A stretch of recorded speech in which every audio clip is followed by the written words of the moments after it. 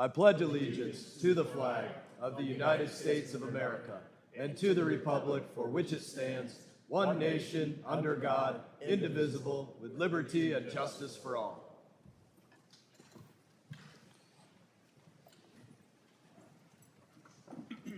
Always a great way to start the day. All right.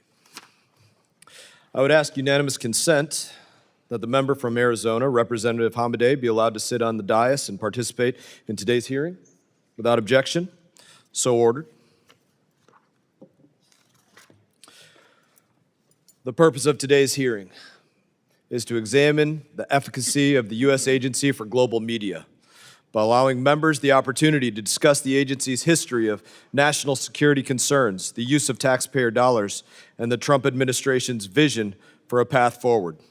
And I'm now going to recognize myself for an opening statement. As we meet to discuss the downfall of the U.S. Agency for Global Media, or USAGM as we call it, an independent government agency. It's an agency that can trace its roots back to fighting Nazi propaganda during World War II. But instead of staying true to its mandate of combating our adversaries and advocating for American values, in recent decades, USAGM, it's unfortunately lost its way. Prior to this administration taking office again, the agency was riddled with OIG reports and investigations demonstrating that USAGM had been a cesspool of spies, lies, and mismanagement. That is not an exaggeration. The agency has promoted the very propaganda that it was created to defeat. A case in point is Voice of America, or VOA as it's known, a media outlet overseen directly by USAGM and funded by the American taxpayer, of course. Because of Chinese pressure, Voice of America censored interviews with Chinese dissidents. VOA hired an admitted Taliban fighter, a jihadist, to criticize President Trump's terror travel ban decision. It's reminiscent of a headline that would be in the Babylon Bee. Terrorist hired to criticize President Trump's terror travel ban, while instructing its reporters not to call Hamas terrorists unless they used air quotes when they did so. VOA suppressed negative stories about Iran and its terrorist proxies. And VOA, which peddled the Russian collusion hoax, hired foreign nationals who previously worked for Russian state-sponsored news outlets to tell that story. USAGM is a government agency tasked with promoting American ideals. But instead, it's hired foreign adversaries with your tax dollars who promoted anti-American propaganda both at home and abroad. This is only a partisan issue because President Trump is in the White House.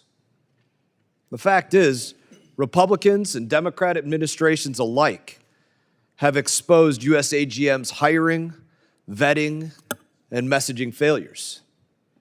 During the Biden era, the State Department Inspector General found that USAGM skirted federal hiring guidelines when doling out jobs to foreign nationals. Many of these foreign nationals were quite literally security risks, yet they were given access to extremely sensitive information. To be specific, what's known as Tier 3 and Tier 5, which are the equivalent of secret and top secret information. Everybody should be asking themselves why foreign nationals hired to be journalists need access to top secret information that most foreign militaries don't get access to. This was not just incompetence. It was taxpayer-funded self-sabotage. American taxpayers would have been better off if that money had just been lit on fire. Before President Trump won his historic second term, USAGM embraced and regurgitated enemy propaganda. It became a mouthpiece for our adversaries, paid for again by your tax dollars. And we're here to say that the grift is over. It's not that USAGM has never provided any value. It's that USAGM had drastically lost their way and allowed themselves to become a source of espionage. However, it's clear that USAGM cannot continue to operate as it has in recent times. Drastic measures have to be taken to ensure that every taxpayer dollar works for where those dollars come from, the American people, not Xi Jinping, not Vladimir Putin, not the Ayatollah. I want to thank our witness, Kari Lake, for appearing in front of this committee today. I'm looking forward to hearing your testimony. I'm looking forward to a productive and probably a rowdy discussion about the Trump administration's vision for the future of U.S. broadcasting. And in that, I'm going to recognize my colleague, Ranking Member Meeks, for any opening statement that you may have. Thank you, Mr. Chairman. And Ms. Lake, I thank you for joining us today. First, I'd like to address President Trump's recent strike on Iran's nuclear facilities, an action taken without consulting the committee or securing congressional authorization. And it's troubling that Secretary Rubio is not sitting here today and that Republican members are avoiding oversight on such grave matters of war and peace that fall squarely on this committee's jurisdiction. Instead, as this hearing's title shows, we're returning to House Republicans' fixation on far-fetched conspiracies, this time to tear down the U.S. Agency for Global Media and the important work it supports. This tracks with President Trump's broad record of denigrating federal agencies and appointing leaders that, far from shepherding their agencies to success, are stewards of their sabotage. And I believe, Ms. Lake, you fall into this category. The story of the United States Agency for Global Media began with the Voice of America countering Nazi propaganda. That mission endured through the Cold War and continues today. USAGM is mandated to reach heavily censored countries with trusted information because Congress recognized that factual reporting contributes to international peace and stability and is in the interest of the United States of America. The irony that USAGM is now being undone under a banner of disinformation is not lost on me. Worse, some Republicans want it to be transformed into every propaganda machine we oppose abroad. The Trump administration's short-sighted dismantling of USAGM echoes its attacks on the U.S. Agency for International Development, spinning false narratives about corruption and waste to dismantle effective institutions Congress established with bipartisan support. Ms. Lake, if it was your goal at USAGM to use falsehood to advance an agenda, I believe then you're qualified for this job. Your opening statement, as I read, is full of false narratives, aided by Republicans on this committee who still refuse to release their own investigation transcripts.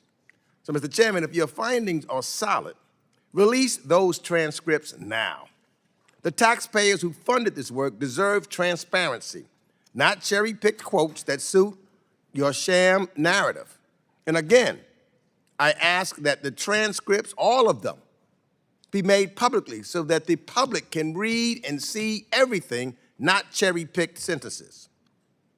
Before it too was fed into the wood chipper, USAGM and its broadcasters were reaching a record 427 million people weekly, delivering objective news to China, Iran, Russia, and other repressive states.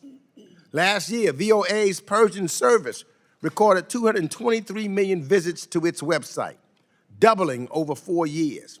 It had 9.8 million social media followers and 1.8 billion Instagram views.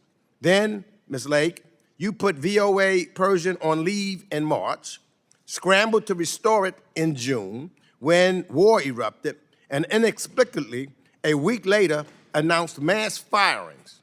So the question is, which is it? Is USAGM and the work it supports unsalvageable waste, as you have said, or is it a critical tool for diplomacy and facts? What you're doing isn't efficiency, it's chaos. The dysfunction lies in the administration's allergy to truth and democracy, the two pillars that USAGM aims to promote abroad. So I'm not surprised by the choice to gut USAGM, since the first Trump administration targeted the enterprise violating laws and journalistic integrity to shape it into a state media, like Russia's or North Korea's. Today, those regimes are actually cheering as we surrender another potent set of soft power tools and abandon the airwaves. The Trump administration, again, chose extremism over facts, tearing down rather than building up our information advantage.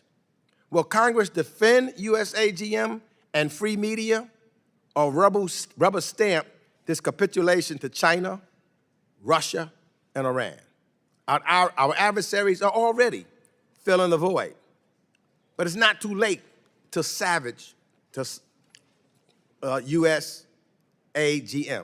Not from itself, as Ms. Lake says, but from this administration's short-sighted hatchet job. With that, I yield back the balance of my time. I thank the ranking member for his comments. I'd say be careful what you wish for. Ms. Lake has provided binders and binders of information that have been included in her opening statement, so they are in the official record, and I'm sure everybody will looking forward to reading that documentation. Other members of the committee are reminded that opening statements may be submitted for the record. We are pleased to have the Senior Advisor for the U.S. Agency of Global Media, Ms. Kari Lake, before us today. Your full statements will be made a part of the record, and I'll ask you to keep your spoken remarks to roughly 5 minutes in order to allow time for member questions. I now recognize you, Ms. Lake, for any opening statement that you may have. Good morning, and thank you, Chairman Mast and Ranking Member Meeks and members of this House Foreign Affairs Committee. Thanks for having me. My name is Kari Lake. I'm the Trump Administration Senior Advisor to the U.S. Agency for Global Media. Before I get started, Mr. Chairman, I'd like to let you know this opening statement I'll be delivering is a shortened version of a longer version that I have submitted to you earlier and would love to be put into the congressional record. Last December, President-elect Donald Trump called me and asked if I would help reform U.S. Agency for Global Media and the Voice of America, and I said yes. I was honored and eager to help these institutions tell America's story to the world. But within days in my role as senior advisor, it became increasingly clear that reform was nearly impossible. The agency was incompetent and mismanaged and deeply corrupt, politically biased, and frankly, a serious threat to our national security. USAGM oversees VOA, Office of Cuba Broadcasting, and grantees like Radio Free Asia, Radio Free Europe, Middle East Broadcasting Network, Open Technology Fund, and Frontline Media Fund, all of which are 100% funded by the hardworking American people. Over the past 15 to 20 years, the agency has become a significant national security risk. They hire a shockingly high number of foreign nationals, and they conduct subpar security vetting, so bad that top intelligence agencies revoked this agency's ability to do even the most basic background checks. So many of USAGM's hires come from countries hostile to the United States. Over the decade from 2010 to 2020, Office of Personnel Management and the Office of the Director of National Intelligence repeatedly flagged severe security failures, but USAGM leadership ignored them. They continued to grant journalists and technicians, many from foreign nations, high-level security access based on falsified documents and incomplete background checks, phony names, phony social security numbers. Even after corrective actions were taken in the final months of the Trump administration, these safeguards were reversed by the incoming Biden administration. The scale of the problem is staggering. During the first Trump administration, the political appointees led by CEO Michael Pack got to work fixing it. And they discovered that out of 150 people who were hired during that time period when they weren't doing appropriate vetting, 500 of them were still out there and they could not find them. They went back and re-vetted everybody, but 500 had gone missing. They could not be located for further screening. Foreign employees with social security numbers that are fake and fake names given top secret access now missing. That keeps me up at night. My team is working to track them down. Our new security director is working to try to turn this agency around and make it where it's safer. It's a vast problem that we've uncovered. We've also uncovered that the grantees like Radio Free Europe hired people later identified as foreign spies. At one point, they nearly hired more than 20 spies from a nation hostile to America. Those hires were stopped thanks to a timely tip, and I'm happy to give you more information on that in a secure setting. Voice of America has employed individuals with direct ties to hostile nations. They even once paid paid for somebody who worked previously in Russian media writing anti-American stories to come on the staff and continue to write anti-American stories. At one point, a serious security threat to America, an office of Cuba Broadcasting Cuba was declared to be a national security threat. He was fired, thankfully, but he worked there for quite some time. So how do they get so many foreign nationals in? Well, they abuse the J-1 visa program, which is a pathway to citizenship intended for exchange students and cultural exchanges, students, camp counselors, and au pairs. It's not intended for journalists, and it's created severe vulnerabilities, and frankly, it has displaced many, many American workers who could have filled these jobs. VOA also sidestepped their charter to be reliable, authoritative news, instead being riddled with political bias and outright anti-American sentiment. Examples, you mentioned it, Chairman, refusing to call Hamas terrorists, glamorizing Che Guevara, airing campaign-style videos favoring President Biden, even broadcasting a graphic depicting President Trump with a swastika over his face on their news. I wouldn't want that, by the way, even if it was President Biden. That's totally inappropriate. And a ridiculous editorial firewall prevents agency leadership like myself from correcting any of the bias or having any say in the editorial content that goes on the air. We've also got financial mismanagement, which I hope we'll go into. $75,000 spent for a COVID study on how Mac computers can be used for social distancing. $100,000 in American taxpayer money to actually sponsor an Afghan cricket team. $400,000 for quid pro quo payments to African VOA affiliates, and they actually wrote quid pro quo next to the budget item.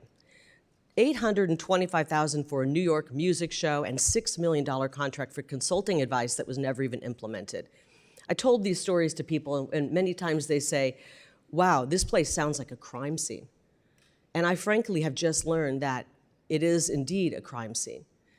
We've learned that there is an active investigation going on at VOA for a series of threatening phone calls that have been coming out, going after one of your colleagues, a sitting member of Congress, with years' worth of threatening phone calls.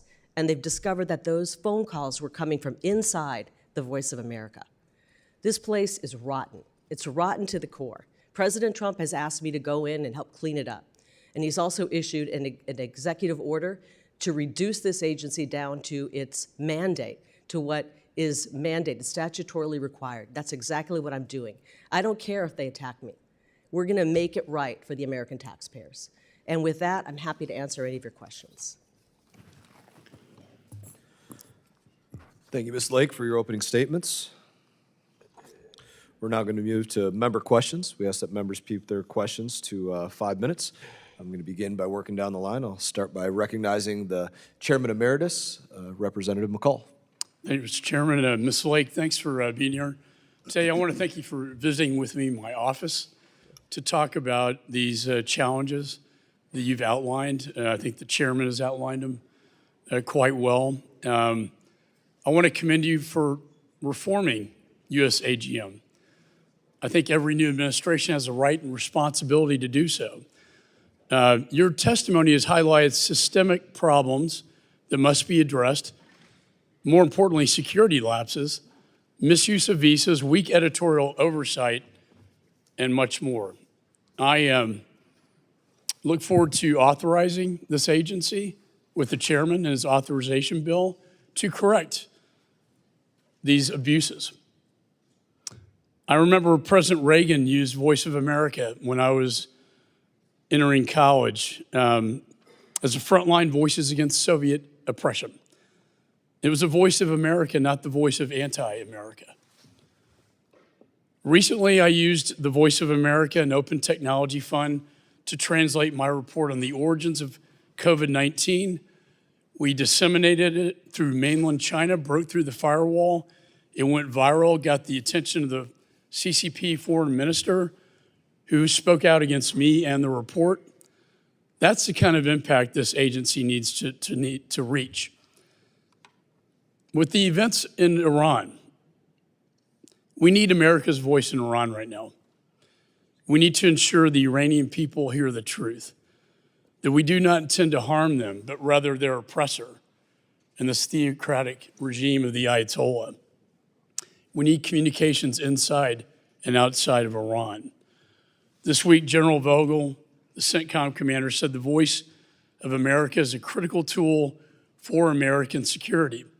You've outlined why there are many insecurities. I hope we can go back to that core mission. My dad's war, combating the Nazis. So my question is, Ms. Lake, how are you working to fix the voice of America so it is the voice of America and not anti-America in Iran, and use the Open Technology Fund to achieve the mission, the core mission that Congress intended?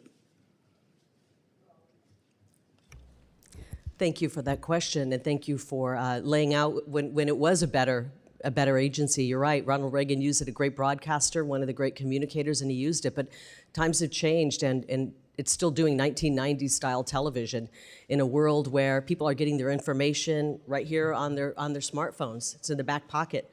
And so we need to update it and modernize it. But President Trump's executive order dated March 14th has called for this agency to be brought to its statutory minimum. And I'm glad that you mentioned Iran, because one of the languages that is required in the statute is Farsi, and we are still broadcasting in Farsi. And Ranking Member Meeks said that we have not been, and that we, in a panic, started to put news out in Farsi. That is actually not true. We were in the process of effectuating President Trump's executive order, and in the process of doing that, several malicious lawsuits were started up, and the judge froze us from being able to get news on. We literally were frozen in place because of all of these lawsuits. Once we were freed to start putting news on, we immediately went to what the statutory minimum is, and one of the languages is Farsi going into Iran. And I'm very proud to say that when President Trump, when the bombings happened over the weekend on Saturday, and when President Trump started to speak, we had a crew in on Saturday delivering President Trump's message to the people of Iran in Farsi. It was translated and it went out.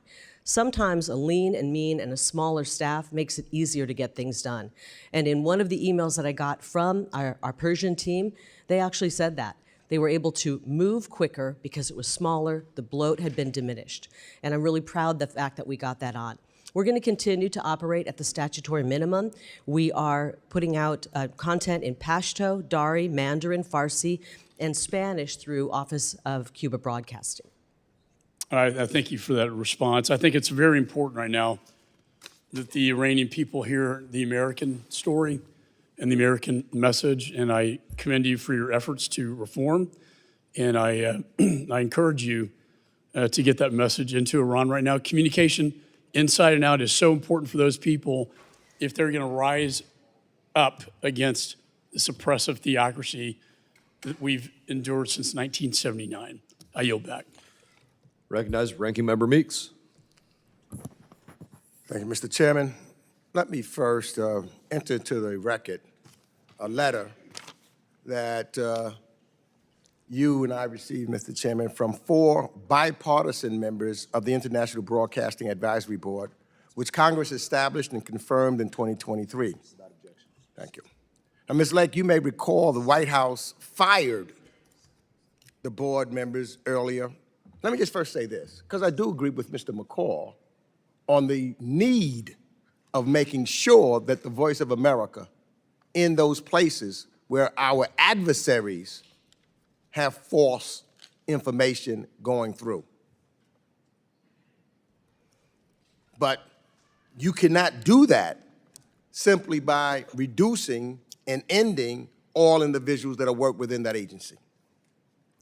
So now, these board members, for example, that were fired, despite their political and policy differences, those members wrote, and I quote, defunding, as you have done, these networks, because you can't do anything without money, but defunding these networks at this critical moment will undermine the United States' efforts to counter the biased narratives from America's authoritarian competitors. It's crucial. Some have said that it seems as though that our adversaries under this administration has been considered or treated like they're our allies, and our allies have been treated as if they're our adversaries. Now, I agree with the experts that put this letter in. There are grave risks right now for the United States national security posed by dismantling USAGM and the broadcasters it supports.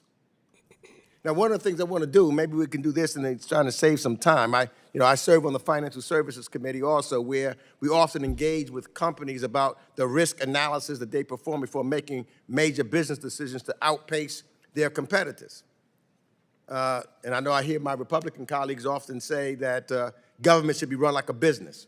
So I just want to try to just get a few yes or no questions in the time that we have, just so that I know we can either get some of the information that the chairman said you are bringing or have brought with you. So my question to you is, did you conduct or review a written analysis before placing most of the USAGM's and VOA's employees on administrative leave on March 15th, before cutting off payments to USAGM grantees in March, or before announcing a reduction in force at the VOA last Friday? Yes or no? I've been working in media for 30 years, and in every newsroom across this country in that time. Yes or no? Did you do? These are complex questions. They're not yes or no questions. It's either you did a review or you didn't. We are right-sizing an agency that has grown and grown and grown. Did you do a review? We've reviewed, yes, we've reviewed. You've done a review. Do We- you have a we record have of do you have a record of what you reviewed? We have reviewed the number of employees, the number of languages, but most of all, what we reviewed was an executive order, March 14th, by the man who's in charge of the executive branch. I want to know. His name is Donald Trump. Do you have a record that you can produce? The chairman said you had a bunch of things with you. Do you have a record of what you reviewed and who you reviewed to? We reviewed the statute. Do you have a record? Yes or no? We have the statute, and Do we you have a reviewed record? the statute. Yeah, we can pull that statute Or for if you have it, not the statute, the record of individuals that you reviewed, interviewed, or talked to before you committed your actions of dismantling. I talked to a lot of people at the agency. Do you have a record of that? You could go back and look at emails. Do you have a record? If you want me to pull emails? I want you to show the record of what you did, Ms. Lake. Well, you can Don't take a just look give at me it. something that's not verified. Tell me, show me the record, because that's what I hear oftentimes in the business. You have to have a record. Show me the record that you did, what you did, that's all.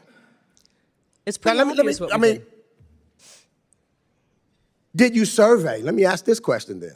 Did you survey employees that was there about waste, fraud, and abuse you believed was occurring at the agency? Did you survey? We Since you know said that there's waste, fraud, and abuse. Did you There's been survey the employees? Yes or no? Why? Yes or no? These are ridiculous Did questions. you serve? Simple answers. You either did or you didn't. Yeah, I guess survey means talk Did to you and do it ask or not? questions. Sure, we did. You did? Then you can provide those surveys. You can show us a record of who you We talked did to. not run an expensive survey, but I've talked to many people at this agency. So you didn't do that either. So this was based on a whim. Okay. Ranking member, time has expired. I want to thank you for your 5 minutes of questioning. I'm now going to recognize Representative Smith Thank for you very 5 much. minutes of questioning. Thank you very much, Mr. Chairman, and welcome to the committee, Ms. Lake. I chair the Congressional Executive Commission on China. We've held many, many hearings. We've worked on legislation. One of my bills that passed just a few weeks ago was to combat the heinous practice of forced organ harvesting, where 50, 70,000 young people, average age 28, get their organs taken. They're Uyghurs, they're Falun Gong practitioners. It passed 406 to 1. Second time it passed last year as well. I've had 4 hearings on it. Xi Jinping is committing atrocities like almost no one else in the world. And whether it be what he's done to Hong Kong, the pervasive use of torture, religious persecution, everywhere you look, genocide against the Uyghurs.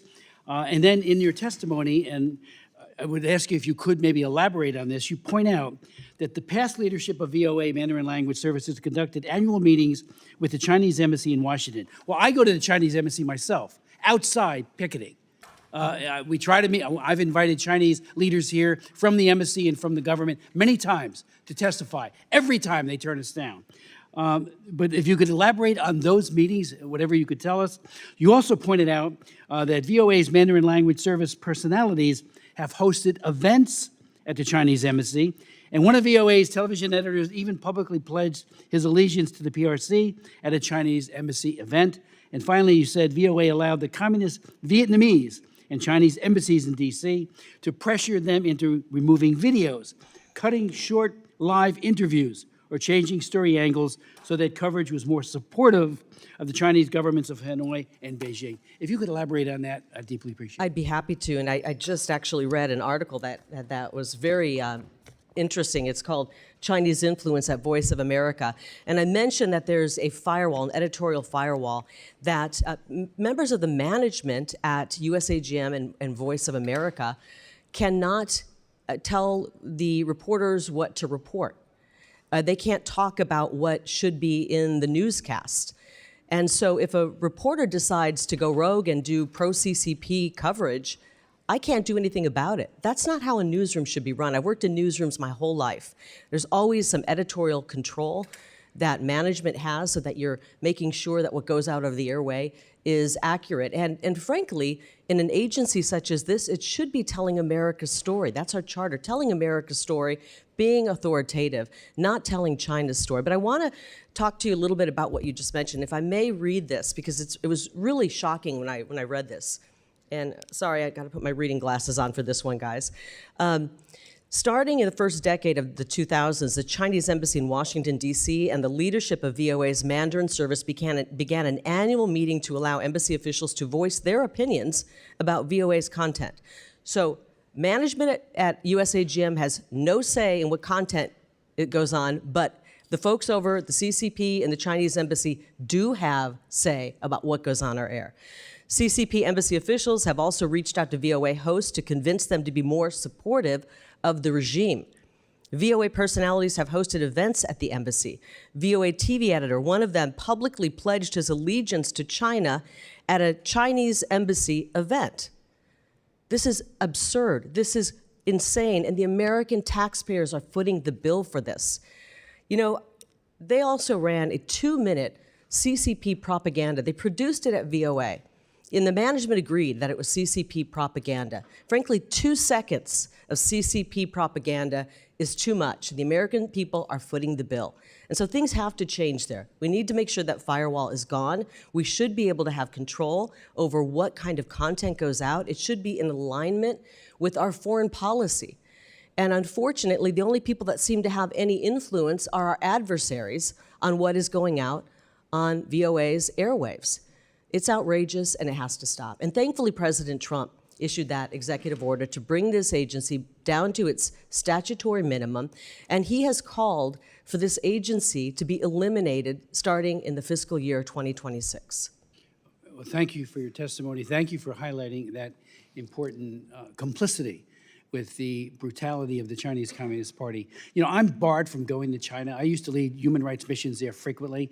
The Global Times put me on their so-called hit list. And I can tell you, you know, I can't go to China, and yet we had people collaborating with their top leadership here in D.C. and elsewhere. And that is outrageous. We need to reform this, and I agree with You can judge a man by his enemies, and you've got good enemies. Thank you very much. Yield back. Representative yields back. Representative Keating is now recognized. Thank you, Mr. Chairman. Thank you for being here. I think if we look at Exhibit A in terms of the value of global media, we look no further than Iran. The Trump administration took great attention towards the bombing that occurred. But to really be successful, what's going to be necessary is not just strong diplomacy, but changing the views of the people that live there. And Secretary Rubio in his Senate confirmation stressed that there's probably no greater discrepancy between the actions of one government and their people than Iran. And even before this action, before the war, 6.6 million Iranians, 10% of the adult population, got their news from Farda, radio-free network that's there. And it's produced in an agency that you sought to terminate the contracts of at a time when it's needed more than ever. Cutting transmission feeds from the Middle East Broadcasting Network. It's resulted in 90%, those actions of yours, 90% of the staff being cut. Some of the people on Radio Free Europe, Radio Liberty are furloughed. Programming's been reduced at a time when we need it the most. I'm concerned also, not just with the cuts, but I'm concerned for the journalists that report this news. They're in great jeopardy. A lot of attention in your opening remarks went to vetting and the extreme efforts that you're doing for vetting. I want to know what you're doing to protect those journalists. One just recently released the other day, after 4 years of detainment by the Russians, talked about the way he was tortured and physically abused and psychologically abused. These are journalists that are there. These are people trying to bring the word of democracy to people that have not. What are you doing to support these journalists? What attention? I didn't notice it in your opening remarks. That should be first and foremost. What are you doing to protect these people?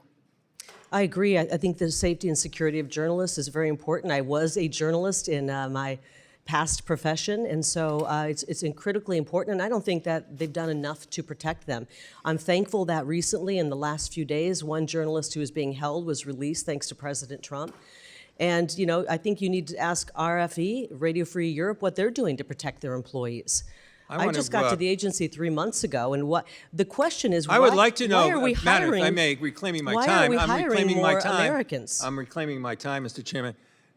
You know, it's sort of like blaming the group that's advocating for these people. What are they doing? I'll tell you what they're doing. They've simply asked for a meeting with you. It's hard to meet with Discuss somebody this when they're issue. suing you. I have a letter that I'd like to ask unanimous consent be put in the record from the president of Radio Free Europe, Radio Liberty, the president of Radio Free Asia, the president of Middle East Broadcasting Networks, dated April 30th, simply asking for some kind of communications or meeting with you regarding these issues of detainment. I'd also like to put into the record an article that says audience in Iran and the Middle East surge as funding for Fatah and Allura amid East Israel is in jeopardy. If you look at what's happening, and you look what happened since the bombing occurred and since the war occurred, you just see dramatic increases in the listenership, just proving how vital this is to people that aren't getting other messages. Radio Fatah traffic surged 344%. The Instagram account, 62.5 million increases, a rise of 77%. These are things that are necessary, and you are cutting the agreements. Thank goodness the courts are saying no to you. But why would you ever want to do this here? Why would you not? Why do you better say, I want to know what Radio Free Europe, Radio Liberty is doing to protect the journalists, when the U.S. and you have a role in doing it, and you won't even take a meeting from the people that want to meet and discuss the dangers to these journalists. I hope that you will take that meeting, and we get a confirmation for you by the end of this hearing, that you will meet them soon and discuss this issue. People's lives are in danger trying to tell the truth. I yield back. If they would drop their malicious lawsuit, I'd be happy to meet with them, but it would be really stupid to meet with someone who's suing you. And, you know, this is a gentleman who makes about $310,000, $320,000 off the backs of hardworking Americans and is suing our agency. We've given him all... An official who's making money off the backs of Americans when we have a commander-in-chief making the money he's making. So I don't... President Donald Trump donates his salary back. Gentleman yields back. Thank you. The gentleman's time has expired. This is submitted for the record. I was glancing through it, and just FYI, I'm going to keep reading it, but I don't actually see a request for a meeting with Ms. Lake in the letter, as was referenced. I see bring to her attention, but no request for a meeting in this letter. But I'll let you know if that changes as I read through it. Representative Perry is now recognized. Thanks, Mr. Chairman. Ms. Lake, would you care to answer the question further, the last question further? Do you want to expound on any of that? Well, I think it is difficult to meet with people when they're suing you. It just isn't advised. And if any attorney would tell you, you can't sit down and meet with somebody who's launched malicious lawsuits against the agency, naming me in those lawsuits. So it'd be ill-advised to do that, obviously. You know, we do not have a current grant agreement with RFE, Radio Free Europe, which was started, you know, many, many years ago as a CIA operation. And we don't have a current grant agreement with them. We've been asking to work with them, negotiating a grant agreement, and they refuse. We offered a grant to them, and they refused to even mark it up and redline it and send it back to us. So we don't have an approved financial plan. They won't tell us where they're spending their money. We've got an audit going on right now, and they've stonewalled and prevented us from getting any access to their financial books. Again, we pay them, and they do not tell us where the money is going. I think that's a problem. I think the American people deserve to know where their money is going. And so we're working to make sure we get that.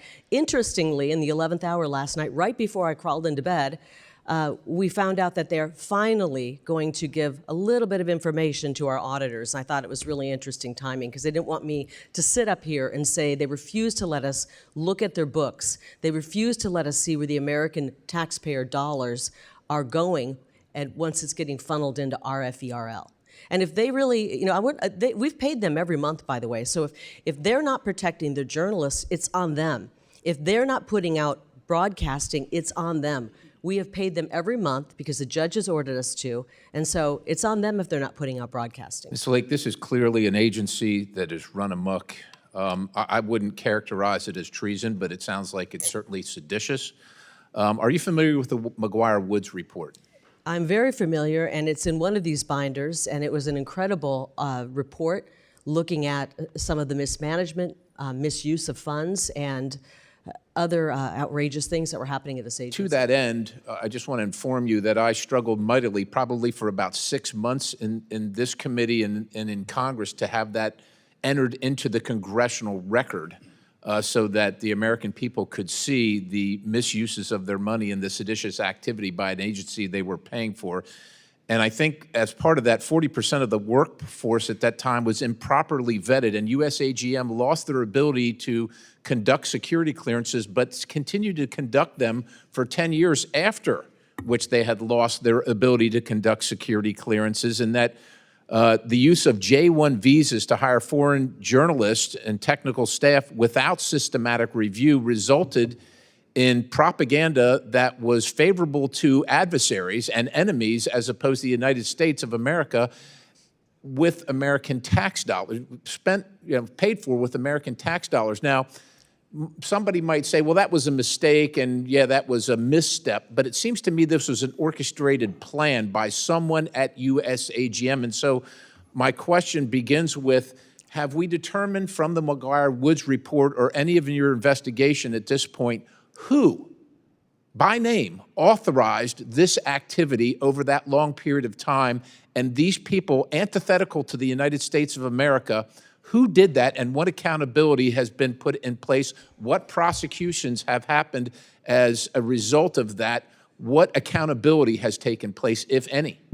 Sadly, there hasn't been any accountability. That McGuire-Woods report was done in the waning days of President Trump's first term.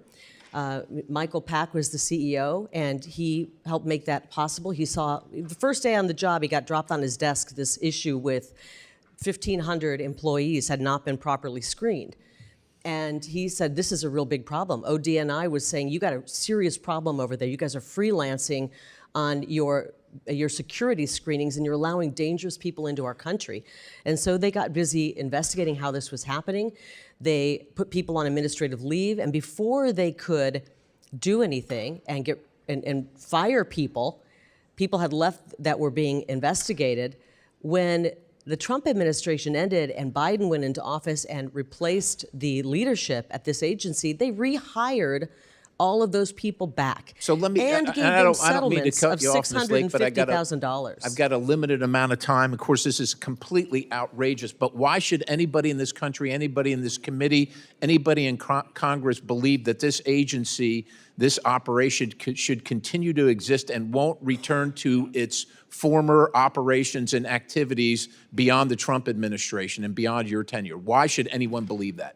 They shouldn't believe it, and I think this is why President Trump wants to eliminate the agency. The agency itself is not needed. It's proven that it does not know how to manage and does not know how to be respectful of this country and the American taxpayers' dollars. And so I think President Trump is absolutely right in eliminating this agency. We can roll in things that are valuable, that are worthwhile, bring it under the Department of State, where it once was, by the way. Voice of America, back when it was effective, back when many of you talk about the glory days of Voice of America, it was under the Department of State, where there were guardrails on what the story of America was being told. It wasn't anti-American, it was in line with our foreign policy, and I think that's where it probably should end up. Thank you, Mr. Chairman. I yield. Gentleman yields, and your time expired. Chair now recognizes Representative Barra. Thank you, Mr. Chairman. I'd like to enter into the record a letter dated yesterday from the president of the News Guild, just asking this committee to take a look and make sure the funds that are supposed to be restored actually get restored to the grantees. Thank you. You know, here's what bothers me about this. Reforms are fine and so forth, but you know, I agree with my good friend from Texas, the Chairman Emeritus, Mr. McCall, about the importance of having tools like the Open Technology Fund that can translate, use the internet, use Instagram, et cetera, to get out there and get our message to places like China, et cetera. I agree with Chairman Smith. I mean, we've got to speak to the Chinese people about what's happening to the Uyghur population. We've got to have those tools. So eliminating those tools wholesale make us weaker as a country. That is a problem. And in fact, our Secretary of State penned an op-ed in the Wall Street Journal back in 2018 talking about how important what Radio Free Asia does is in exposing China's campaign against its Muslim minorities, the Uyghurs. Mr. Chairman, I'd like to enter that op-ed into the record, if I might. So here's the challenge. The ranking member raised, I think, what is a very important issue. You know, we can debate, you know, whether this, say, an independent agency come back into the State Department or not, but the wholesale way of dismantling this agency, I think the chairman asked a legitimate question. What was the strategy? What was there a methodical approach to looking at the agency? What was effective? What was not effective? What should we be doing? What should we not be doing?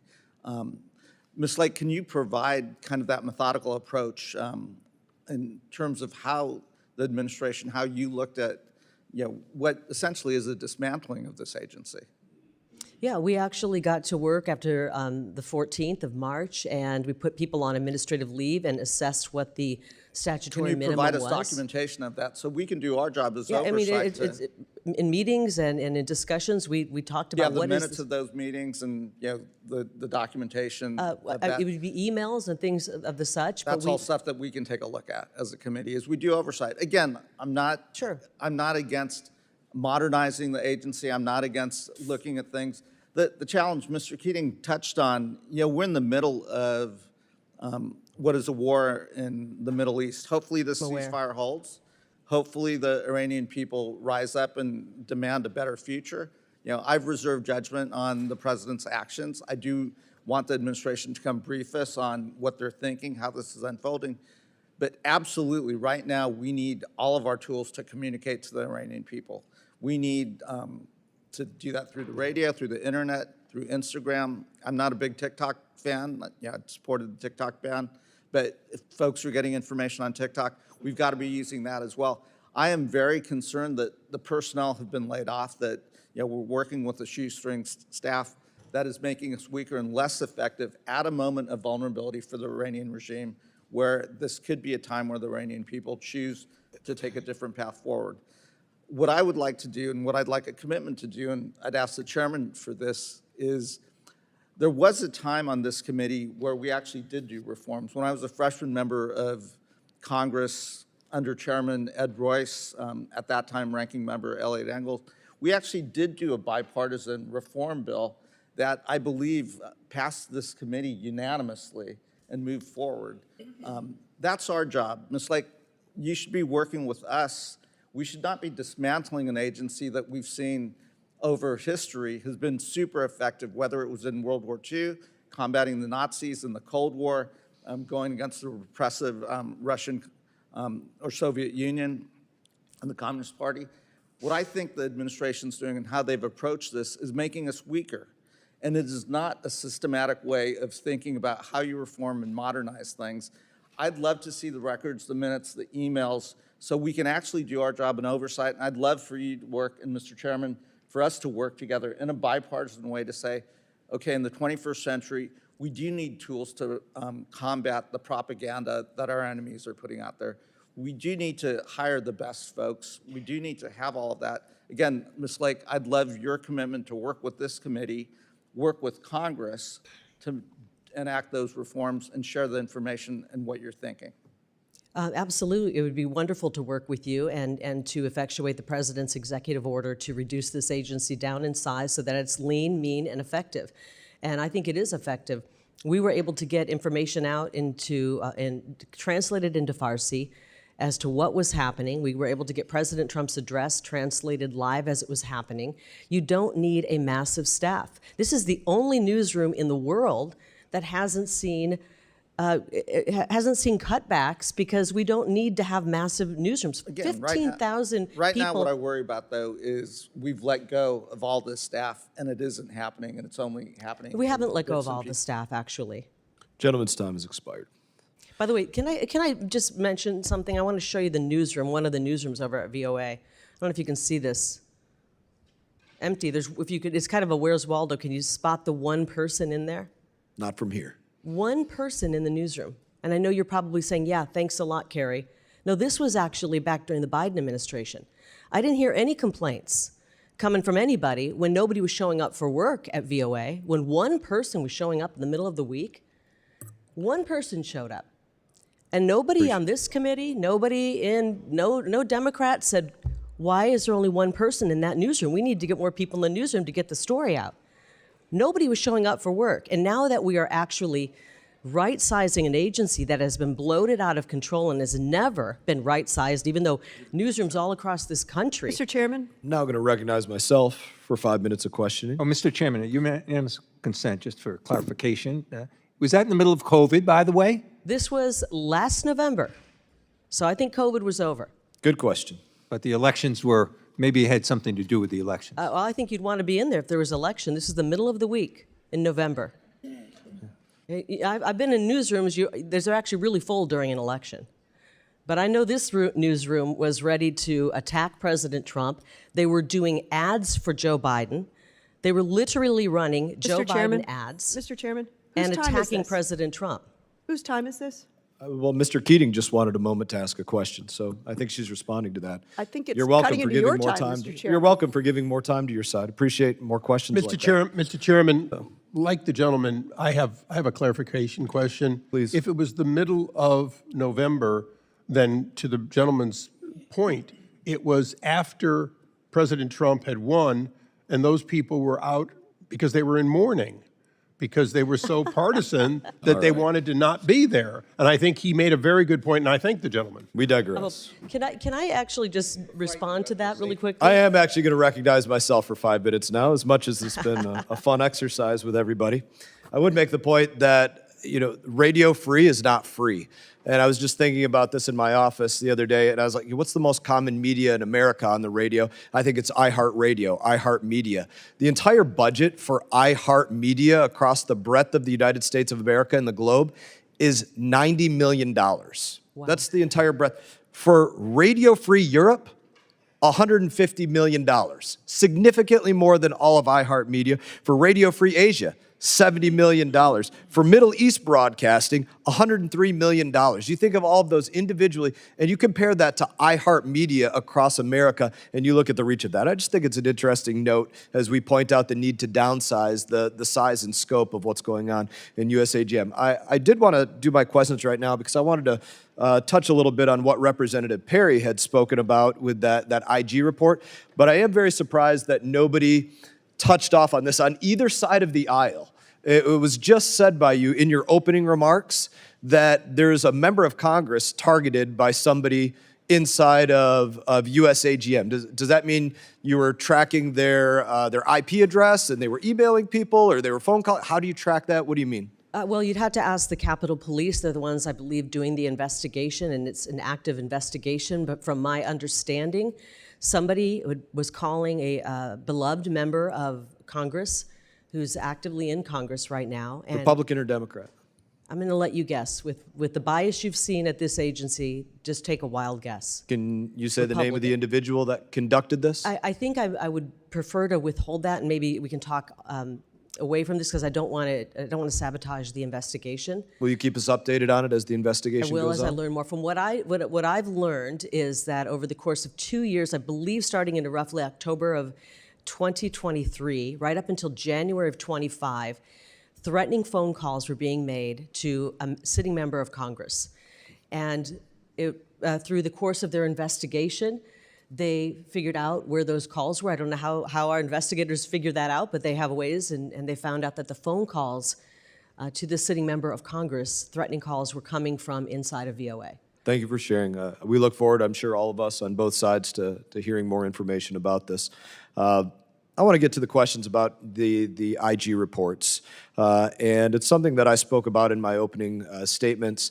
Individuals hired on, improperly vetted, some of these agencies asking for their own SCIFs, their own secure places to view classified information, and not literally always being given security clearances, but given access to secret and top secret information. It's amazing to me to think that journalists were given what we might not give allied militaries. That to me is a very interesting thing to think about. But when you say we couldn't find 500 of these individuals, you mean somewhere in the government you went to go look for who are these people that you consider suspect, and now they pulled a Kaiser Sose and we can't see them anywhere? What's going on?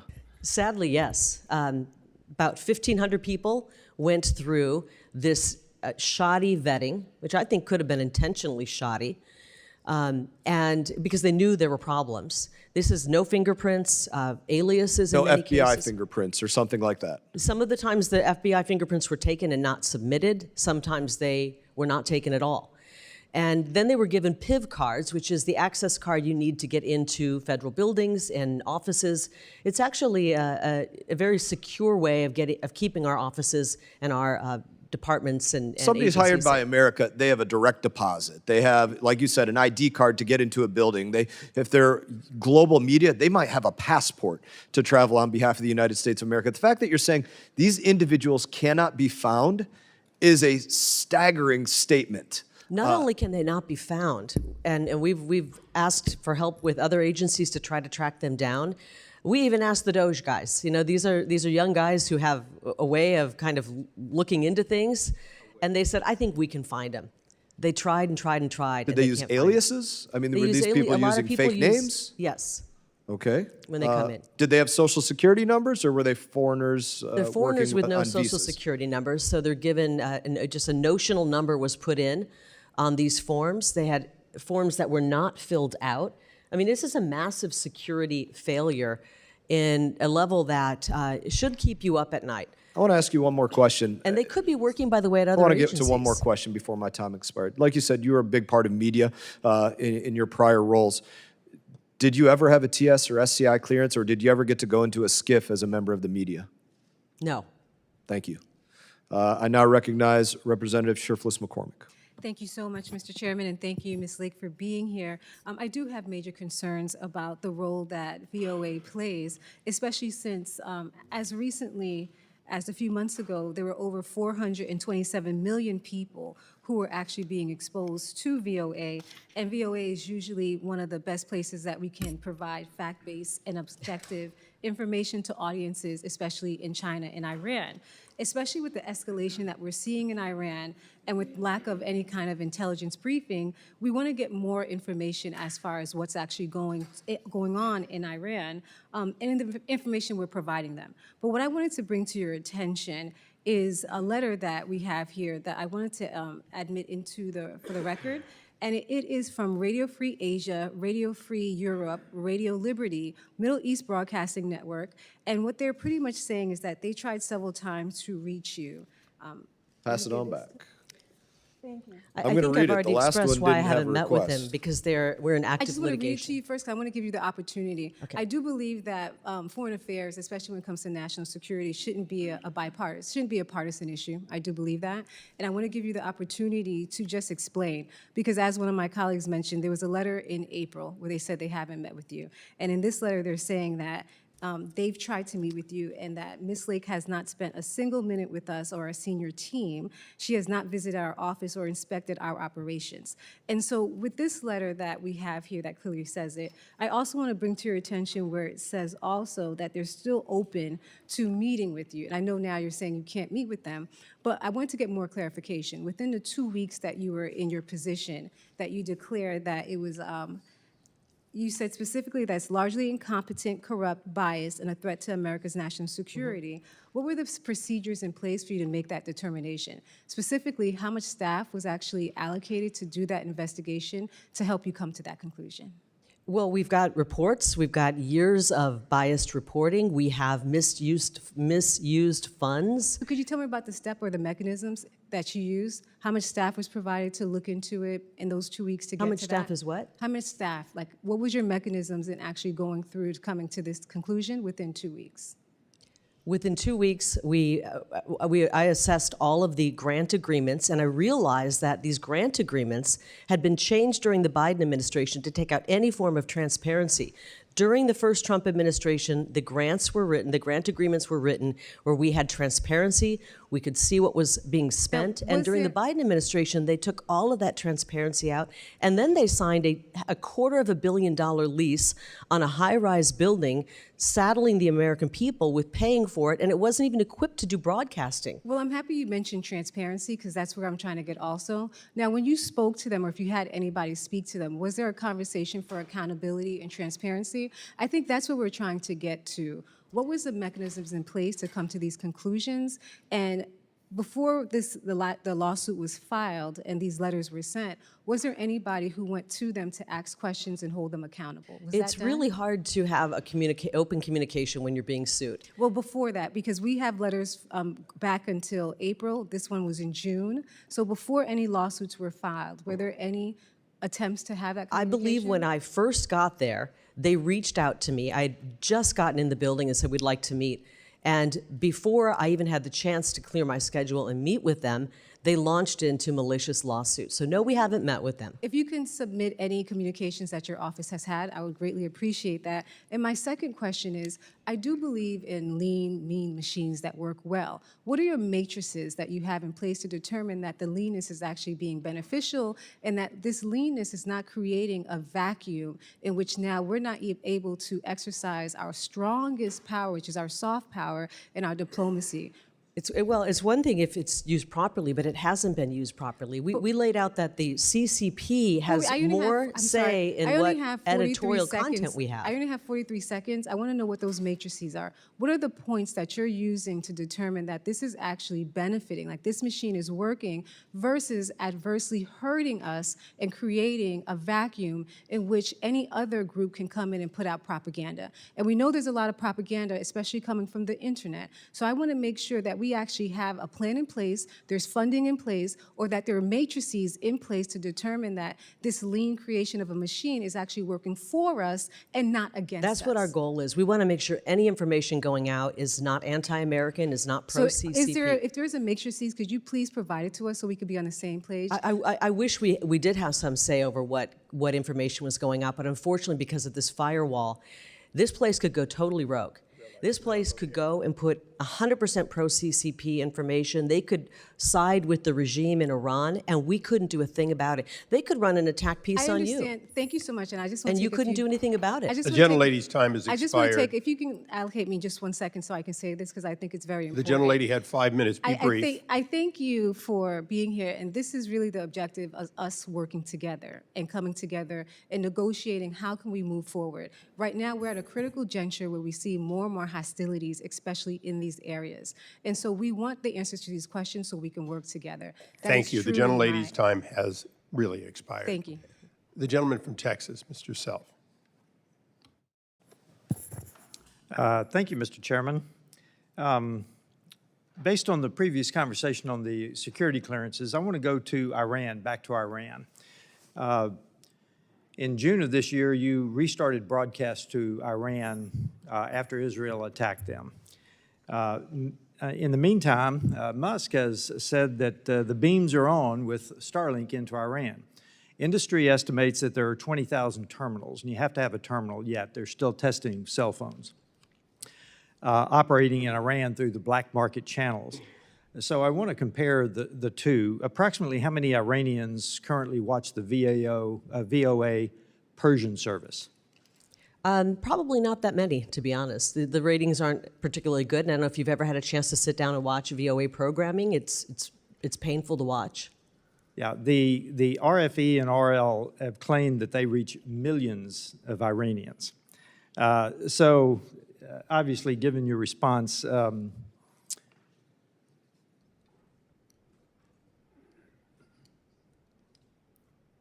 how are we going to support broadcast into Iran then, is the bottom line. I'll jump over some of this because I think it's not going to be answerable. What format do you see going into the most constrained countries? How are we going to do that? Because technology is changing fast. Absolutely. So, you know, we can call it radio, free, whatever, but how do you plan to get pro-American, the American story into the most denied countries? And we'll start with Iran. You know, I think Starlink is a great option. And a lot of people have mentioned OTF and that's the way to go. But to be honest, they're behind the times. You know, they're looking at VPNs. And when a dictator turns off the internet, good luck. I mean, you've got to have a way to get information in. I think that Starlink is a great option. I would like to see Starlink moving a little bit faster into Iran so we can get the word out. We have an opportunity right now to let the people of Iran know that we don't have a problem with the people of Iran. They're incredible people. They have been mistreated for many decades. And we want to make sure that they know that America is a friend. Yeah, and I think the high tech, you need to be examining how you're going to get around the government. That's right. How are you going to actually get the beam into the country, into the denied countries? I will say though, with our programming that we put out on Saturday, I think it was the most watched we've ever put into Farsi, and it was through modes of people were actually seeing it. And they were watching, so they're very in tune to what's happening in America right now. They are, but the government will then respond and cut it off if possible. right. So you've got to stay one step ahead of them. This is the age-old, how do you stay ahead of the enemy, the Right. adversary? So what obstacles do you see in today's climate in getting into the big four, Russia, China, North Korea, and Iran? What obstacles do you see, and how do you plan to overcome them with this new organization that you are going to be developing? Well, we would like to continue to put information that is accurate to the folks in those. And as I mentioned, we're reaching 4 languages, actually Pashto, Dari, Mandarin, Farsi, and in Cuba as well. And it's difficult. You know, we're still using radio and Radio Marti in South Florida. Sure. That seems to be working, but we're not reaching that many people with this. And I think we have to examine if it's worth the money that's going into this to be not reaching that many people. There's other ways to reach people than, like I said, 1990s style television. And I think you can look at Twitter, you can look at social media. I mean, do you think for 1 minute that some of the Democrats have said, oh, China's rushing in and they're filling the vacuum? They're not doing 1990s television. They're laughing. As a matter of fact, they're not only laughing at what we were doing, they were controlling what we were doing by having more of a say of what our content was than we did. They're seeding narratives on TikTok, on Twitter. If we really want to be effective in changing the narrative, it's narrative seeding on social media. It's not 1990s style TV with a bloated staff of many people who actually hate America. That's exactly right. And my whole point in this questioning is you're going to have to move fast to stay ahead of the technology. Right. Because it is changing fast, and I just recommend you do a scrub on how you're going to stay ahead of it, because we've got to get American information into these countries. It is a great help. It helped under the Soviet Union and denied countries. We've got to do that. My time has expired. Thank you very much for your answers. I thank the gentleman from Arizona, Mr. Stanton. Thank you very much, Mr. Chair. Ms. Lake, your actions as senior advisor are eroding American soft power around the globe. We should not be dismantling the agency that combats propaganda from the Chinese Communist Party, the Kremlin, and Tehran. Especially now, we need to be able to broadcast facts that counter Iranian state-run media spin that is essential to America's long-term interests. Your job is to tell the people of the world the truth about America. And because of that, there's a more fundamental issue I want to address today, and that is character. You see, Ms. Lake, we have both been public figures in Arizona for a long time. I've seen you in action, including your behavior in the last 2 elections. And let me be clear about something. The American people cannot believe a word you say. You ran for governor in Arizona in 2022. You lost fair and square. Instead of conceding, you embarrassed yourself and our state by lying again and again for years, blaming everything under the sun for your loss except for your own toxic politics. You lie about that election to this very day. You lied about signatures on mail-in ballots not matching those on file. Proven wrong. You lied about ballots being intentionally misprinted and then rejected in Republican areas. Total BS. You lied and said hundreds of thousands of ballots were mishandled. Zero evidence. You claimed fake ballots were snuck into batches before they were counted. Come on. You repeated these lies again and again, and you've said even recently, quote, "I am the duly elected governor. They just stole it," unquote. Give me a break. Ms. Lake, your new role requires you to tell the truth. For decades, whenever authoritarians and dictators suppressed the people and claimed victory in fraudulent elections, Voice of America countered those lies. I can't imagine how people fighting for democracy today and around the world can trust someone who has so shamelessly lied about her own election. Will the gentleman yield to the Ms. question? Lake, no, I will not. Okay, Ms. well, Lake, just so you know, to regain a VOA semblance of wanted your to not credibility, I call will not Hamas yield. terrorists, so Ms. Lake, if we're to gonna regain a berate the semblance of witness, your we may as well be credibility. factual about the evidence. Are you, This is the I did not- gentleman's I did not- time. If you did not yield, you I may do not yield, continue. and I'd like the time back. Ms. Lake, to regain a semblance of your credibility, are you finally ready to admit you lost the 2022 Arizona election? It saddens me that you are from Arizona and you're okay with That's the a way yes or no question, It Ms. saddens Lake. me that you are from I Arizona. guess the answer is no, reclaiming my time. The gentleman will suspend, will stop the clock. For all present, members are reminded to avoid engaging in personality toward the president and other members. Okay, and this is a member of the administration, so I would caution all to stay on the subjects and stay off of personalities, Would love to. please. Gentleman may continue. Yes, and in this case, these are adjudicated lies. Courts of law have determined that these are lies. These are not me saying it. You didn't Wow, just and the lie to courts- the the press. courts are really You awesome took right those now. lies to court and lost again and again. Every one of your lawsuits failed. And a federal judge said that you were furthering false narratives that blamelessly undermine public trust. And you didn't just lie. You were formally sanctioned by the court. Ms. Lake, you have been sanctioned twice for providing false information to courts. Isn't that true? Yes or no?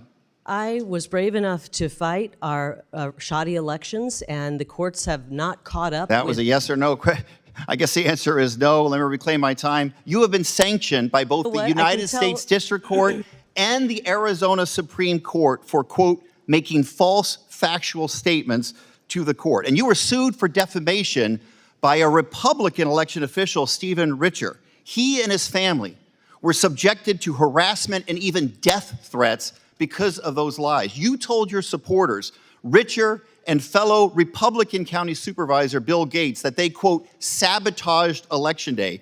You accused them of deliberately printing the wrong image on ballots to jam tabulators and injecting hundreds of thousands of phony ballots. What a joke. And here's the thing, Ms. Lake. When it came down to it, you chickened out.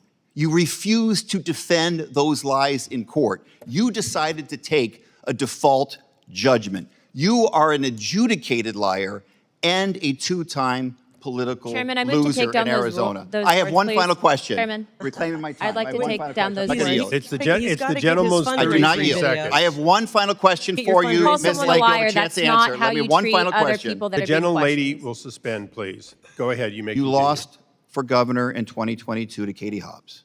You lost even worse to Ruben Gallego for Senate in 2024. Well, Arizona has another election for governor next year. Will you do us all a favor and run it back and run for governor again? I yield. The gentlelady, No more questions. Can I You respond may to some of respond. that? Because that was complete insanity. I wish I could yield back the last 5 minutes of my life, actually. And I want to apologize to the people of Arizona that we have somebody who's representing the folks in one of our great parts of the Valley that doesn't care about the integrity of our election. So but you weren't here, you came in late, and we're talking about USAGM today, the Agency for Global Media, and how they can put out absolute abject lies, and we can't control any, we have no say over what the editorial content is, and I would hope that you would not be okay with that. They could literally put out a lie about anybody here, and I know you've been the victim of that. I know you've been the victim. I remember the stories about you where they said you had a gay lover, and those were going out all Mr. over. Chairman. Can I I finish hope the you story? honor what you just gave as a caution to everyone, and I moved those words be. To tell you that those kind of lies, and you said rule those if were you want. lies, those kind of lies could be broadcast today on VOA, and you couldn't pick up the phone, Representative Stanton, and call them and say, hey, you're putting out lies about me. You would not be able to do that because they would sue you for breaking the firewall. So lies are being told on Voice of America. It's inappropriate. You've been subjected to lies that you said were lies about you in the media before. And how would you like it if those lies were put on Voice of America right now?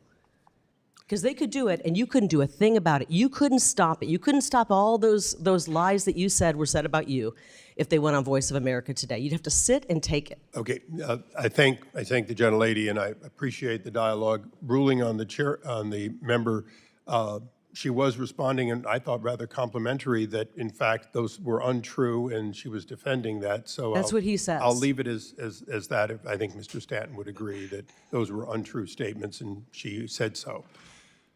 I will now recognize myself for 5 minutes. Mr. Yeah, I Chairman. apologize. I wasn't concerned at all what she was saying. My concern is that the leader of this agency, which is supposed to disseminate truth about the United States, is an adjudicated liar. That's not an exaggeration. That's not. Okay, the gentleman made that point quite clearly. Said that, and Mr. that's why I brought it up. Recognizing myself for Mr. 5 Chairman, minutes. the unanimous gentleman- consent. Twice so far, the chair, prior to you, had said there was no documentation for requests of Does the meetings. So gentleman I'd like want to submit unanimous something? consent that these be placed in the record. These are requests for meetings that have not been answered. Thank you, Mr. Could I Chairman. see the date on those? I mean, were the, Okay, we'll be able to make Okay. the record complete, and you'll be allowed to give the other half of these emails. For the record, we agree, for unanimous consent, that these emails be entered and considered factual with the recognition that they be verified by the agency. I'll now recognize myself, and I'll be brief in saying, if everyone on the dais had the accusations of their opponents, or even, quite frankly, sometimes the legal battles, all of us would have a bad day here. That is part of politics. But we're not here to discuss politics today. We're here to discuss the spending of hundreds of millions of dollars and a question of whether or not it was best spent on behalf of the American people. You said earlier that that in fact there were 500 people unaccounted for who received payment in money at the taxpayer's expense. Is that correct? They did while they were employed, and then they left the agency, and we can't track them down. Okay, and without speculating per se, but just factually, can you verify that those people, since there's no fingerprints, no pictures, can you verify that these people existed and those were true identities? True identities, I don't know. We can't. Can you verify But that they they did came to exist, they work were- every day and performed duties? I don't have that information. So it is certainly possible that this independent third-party agency that you gave money, that previously were giving money to, in fact, had ghost employees or employees that the money ended up being conduited to other people. Is that possible? It's possible. And so on behalf of this committee and the American people, an audit is appropriate, isn't it? I definitely believe it is, and we're in the process of doing an audit right now. Okay, and if you fail to get the cooperation in the audit, please come back to the committee, because I think you'll see that we're willing to take further steps to support that need for an audit. We have been stonewalled in the audit. The grantees, Radio Free Europe, Radio Free Asia, Middle East Broadcasting, and I mentioned OTF, have not wanted to give us any information, stonewalled, prevented it. We started this weeks ago, and as I said, just finally, last night, on the eve of this hearing, they finally said, okay, you can come in and start looking at our books.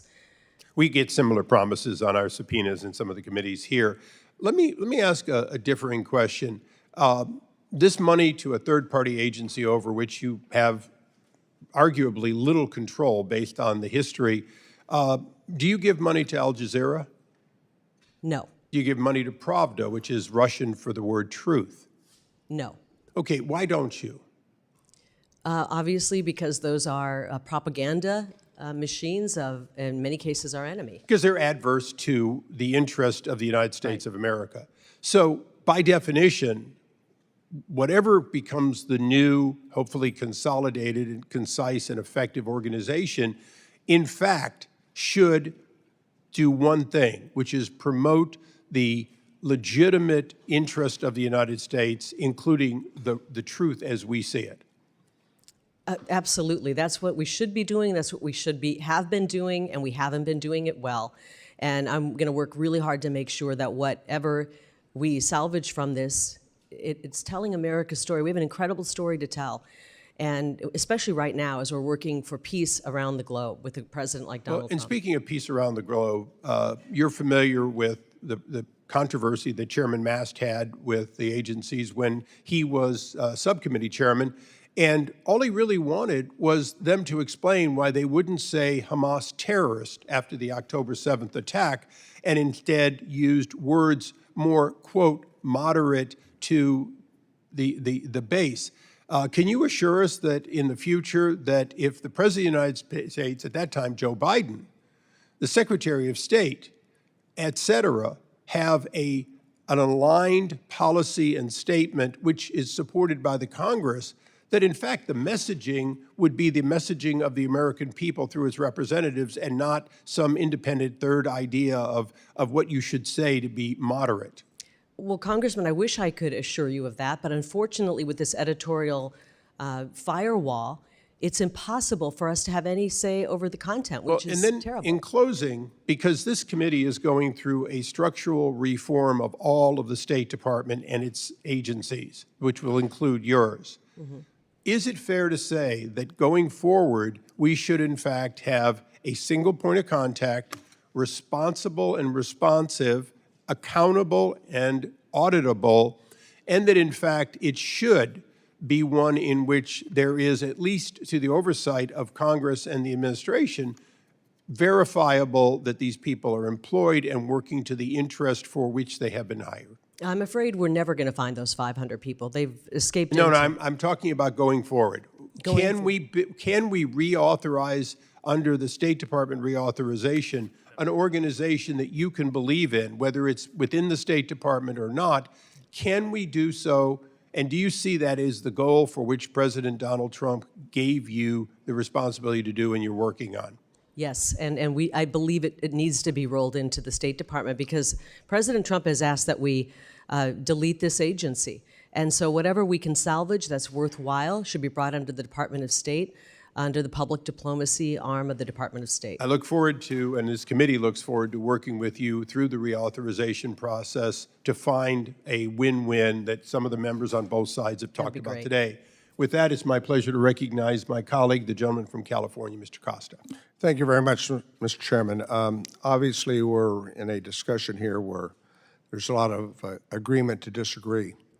And I happen to think that the efforts that Voice of America and its international broadcasting and its expansion post-World War II, along with the efforts to deal with Cuba broadcasting radio and TV, there's a whole list of, I think, successes over the post-World War efforts that we've been engaged in with the communist countries in which we have been able to tell the real story about America.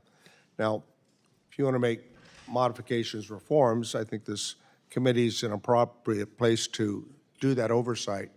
Having said that, I'd like to specify a particular area that deals with Armenia and the Voice of Armenia. Do you happen to know, Ms. Lake, I come from the land of William Saroyan, and I assume you know what language the Armenian people of Armenia speak? I've actually heard it. It's a beautiful language. I can't name it. Can you please tell me? Yeah, it's Armenia.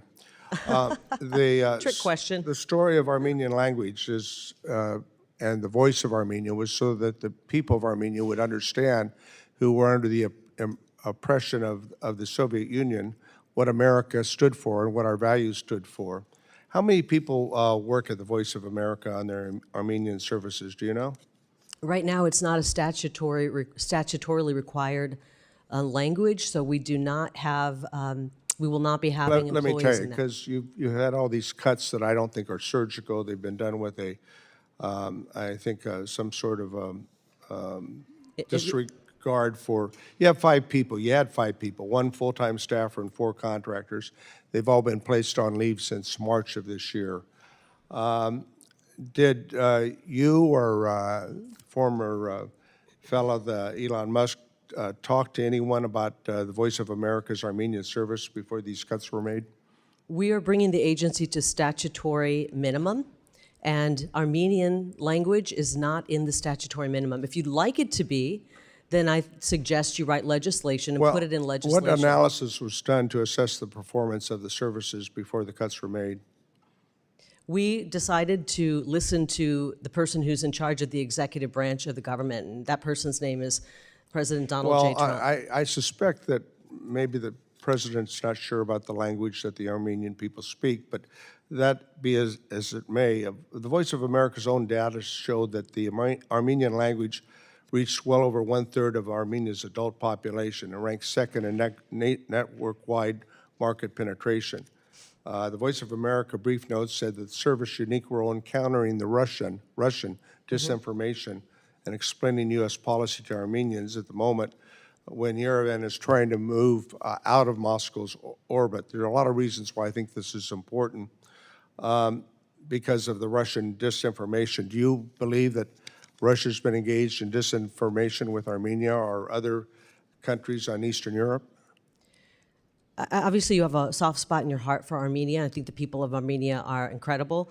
But we're working to right-size this agency, and the Armenian language is not one of the statutory Well, I know, but there's got to be a languages. cause and a reason for your changes here, and I'm trying to find out what they are. How many people do you think we should hire in the Armenian language service? Well, what I think we should do is recognize the fact that Russia is attempting through misinformation to keep Armenia in their orbit.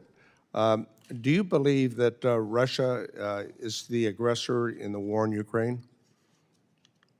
You know what? It's interesting that you really are concerned about Russia because VOA hired Russian spies.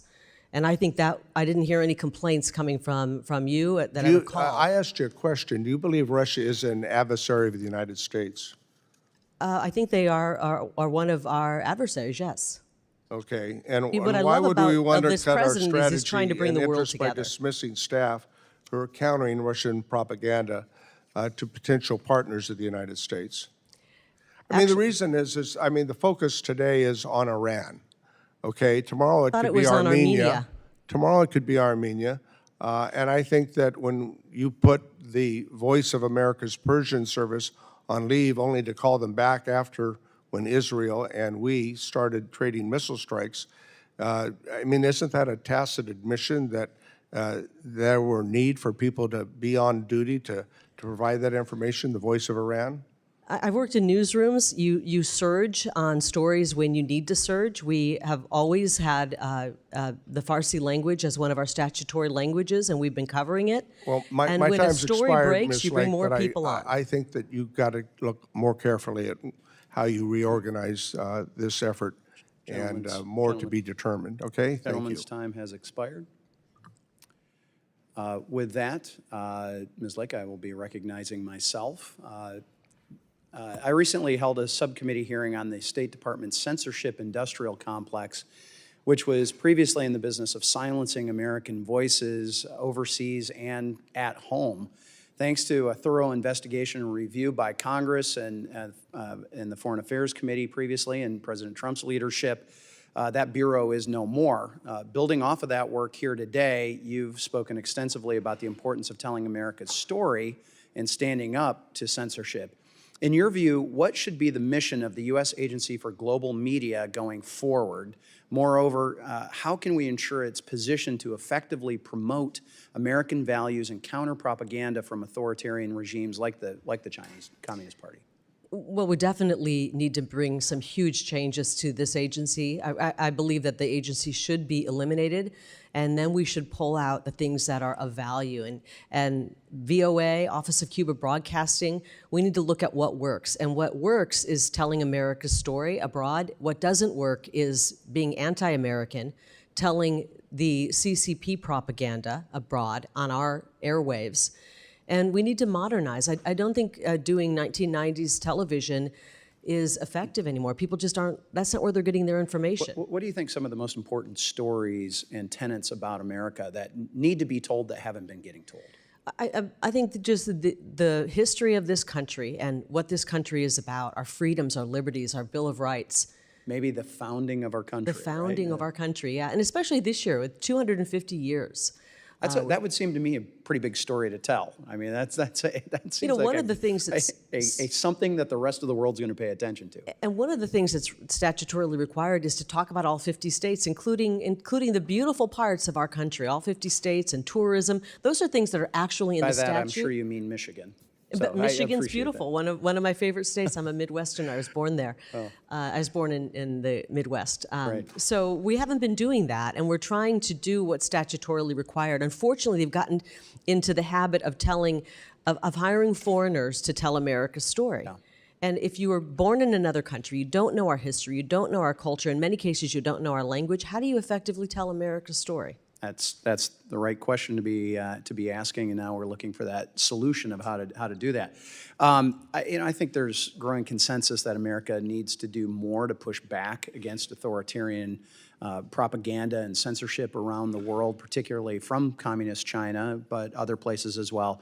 I have a specific example from Southwest Michigan. I happen to represent a significant Burmese population in my district, many of whom with family and friends still subjected to the authoritarian military junta's role in Burma and their rule there.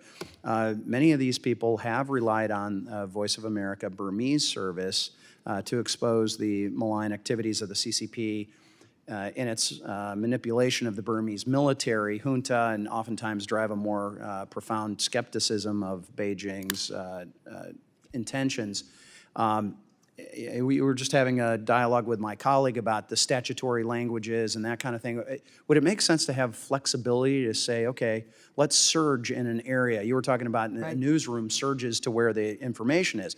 Wouldn't it make sense to have some flexibility to say, okay, you know what? Burma is a place that we need to be paying attention to, and so and move some of those assets around. Absolutely. But I'm curious, what role do you see organizations like USAGM, and you were just talking about possibly eliminating them, playing in the global information fight? What reforms do you prioritize to ensure that we're winning the battle? That's the most important thing. Well, for starters, I'm going to prioritize making sure that we're getting out information that is not anti-American. That would be very disastrous, and we've done that in the past, and we don't want to do that anymore. And I'm going to work to make sure that's not happening. But you're right. We need to search. There's no expiration date on anything in the government. You know, if we are working to see to it that people of an oppressed nation are getting information, to know there are options out there, to know that there's a better way. And then when that nation is no longer being oppressed, we continue to operate there. It just doesn't make sense. But what they've done over the years, 84 years, is expand, expand, expand, collecting more languages, covering more languages that we don't necessarily have to be covering. You know, one of our success stories is Office of Cuba Broadcasting directly into Cuba and getting into the ears and the hearts of the people of Cuba. But there will come a day where I believe there will be freedom for the people of Cuba. And then do we need to still continue to broadcast in? That's a question that needs to be asked. So we should have expiration dates when it's mission accomplished. It doesn't mean we continue to pour tens of millions of dollars more into it. I appreciate that. My time has expired. With that, the chair recognizes Ms. Jayapal from Washington for 5 minutes. Thank you so much, Mr. Chairman. Thank you for being here, Ms. Lake. The U.S. Agency for Global Media is tasked with providing unbiased news worldwide to over 427 million listeners, many of whom live in countries without freedom of press or freedom of the speech. And it is your job to promote the American ideals of freedom and democracy. So I wanted to start just by confirming, do you support democracy or authoritarianism? I think that's pretty obvious. I support freedom and democracy. Democracy. Great. Would you agree that accepting the results of a fair and free election are critical to a functioning democracy? Would you agree that standing up and cheering for a cancer survivor would have been the nice thing to do? Ms. Lake, this is my time. Okay. Would you accept that accepting the results of a free and fair election are critical to a functioning democracy? It's a yes or no question.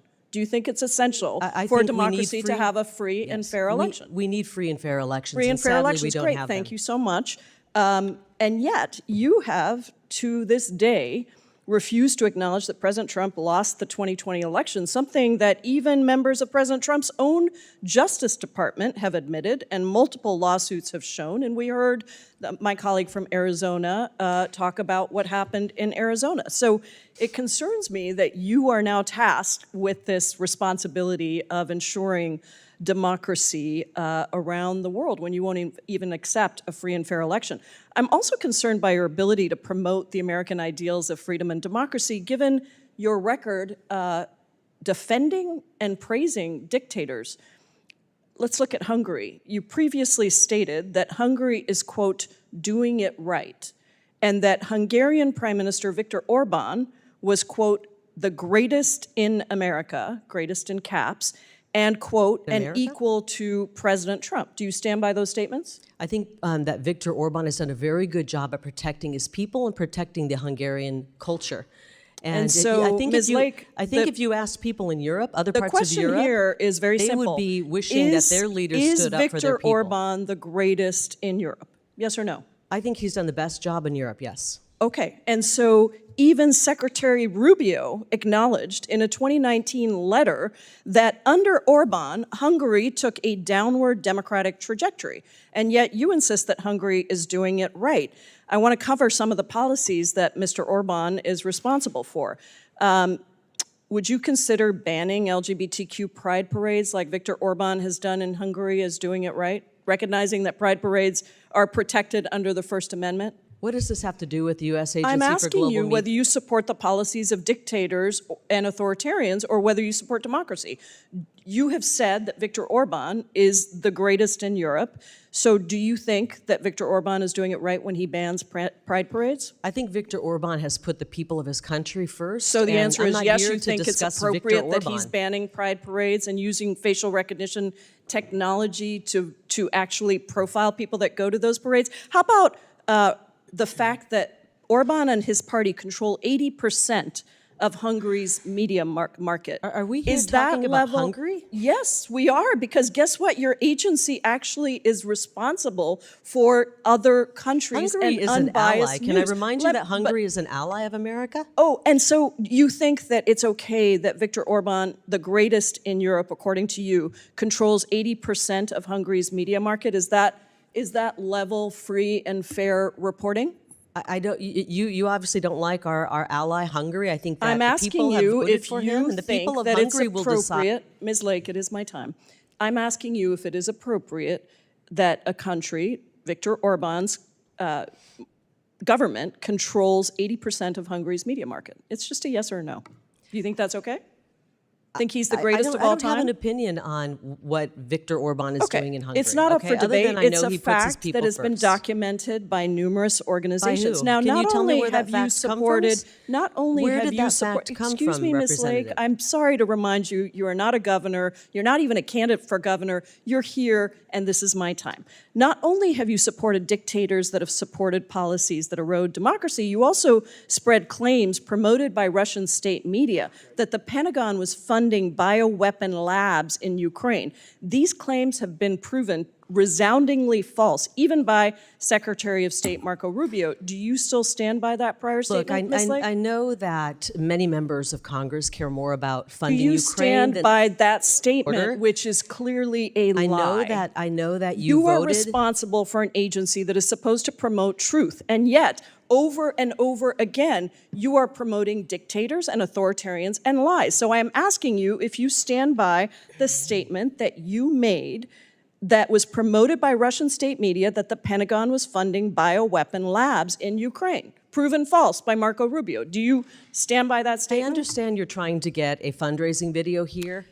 Okay, So well, let me you help clearly make- don't let me understand that reminding you the are people- actually Time here has before expired. before Your time Congress, Mr. expired, Ms. Chairman. I Jayapal. just want to say you had that more than enough time. I gave you a few extra I seconds, understand, and your time and has expired. unfortunately, and I now recognize Representative Ms. Lake Davidson. is not responding Can to I the have questions. just 1 second to respond? Because who is going to be speaking Representative next? Davidson is next. Oh, may I have just 1 second to respond to that? Obviously, from some of the questions we're hearing from the Democrats, they care more about a lot of other countries than America. And we've seen that in their votes, with the money they voted just to spend in Ukraine killing people. Thankfully, we have a president in Donald J. Trump who's going to help bring peace. Maybe we could have regular order, Mr. Chairman? Seems pretty regular to me. Representative Davidson is recognized. Thank you, Chairman. Thanks for having this hearing. Ms. Lake, I want to let you know that Voice of America is just such an important part of Ohio's history. In Westchester, Ohio, we have Voice of America Park, and it recognizes the Voice of America Bethany Relay Station, which served as a key anchor to get the message that Voice of America was broadcasting, whether to Europe or South America, and Crosley Broadcasting's there. So I'd invite you and your team to come to Westchester, Ohio at some point and tour the museum, highlight the history of the Voice of America. Of Ohio. I think the values that Voice of America, put into action, really, and made known, America's values, are part of the story of victory in the Cold War.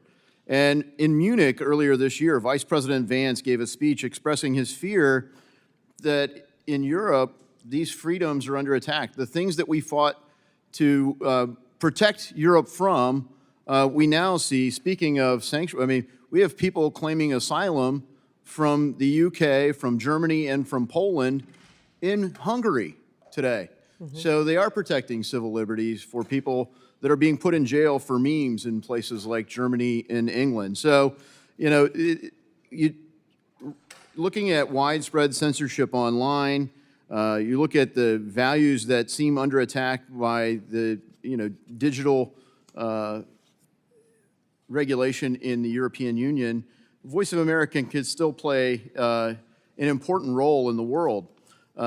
So unfortunately, we've seen our institutions that help defend democracy being wielded in some ways to undermine it, even within various administrations. So I think your reshaping of this institution is incredibly important.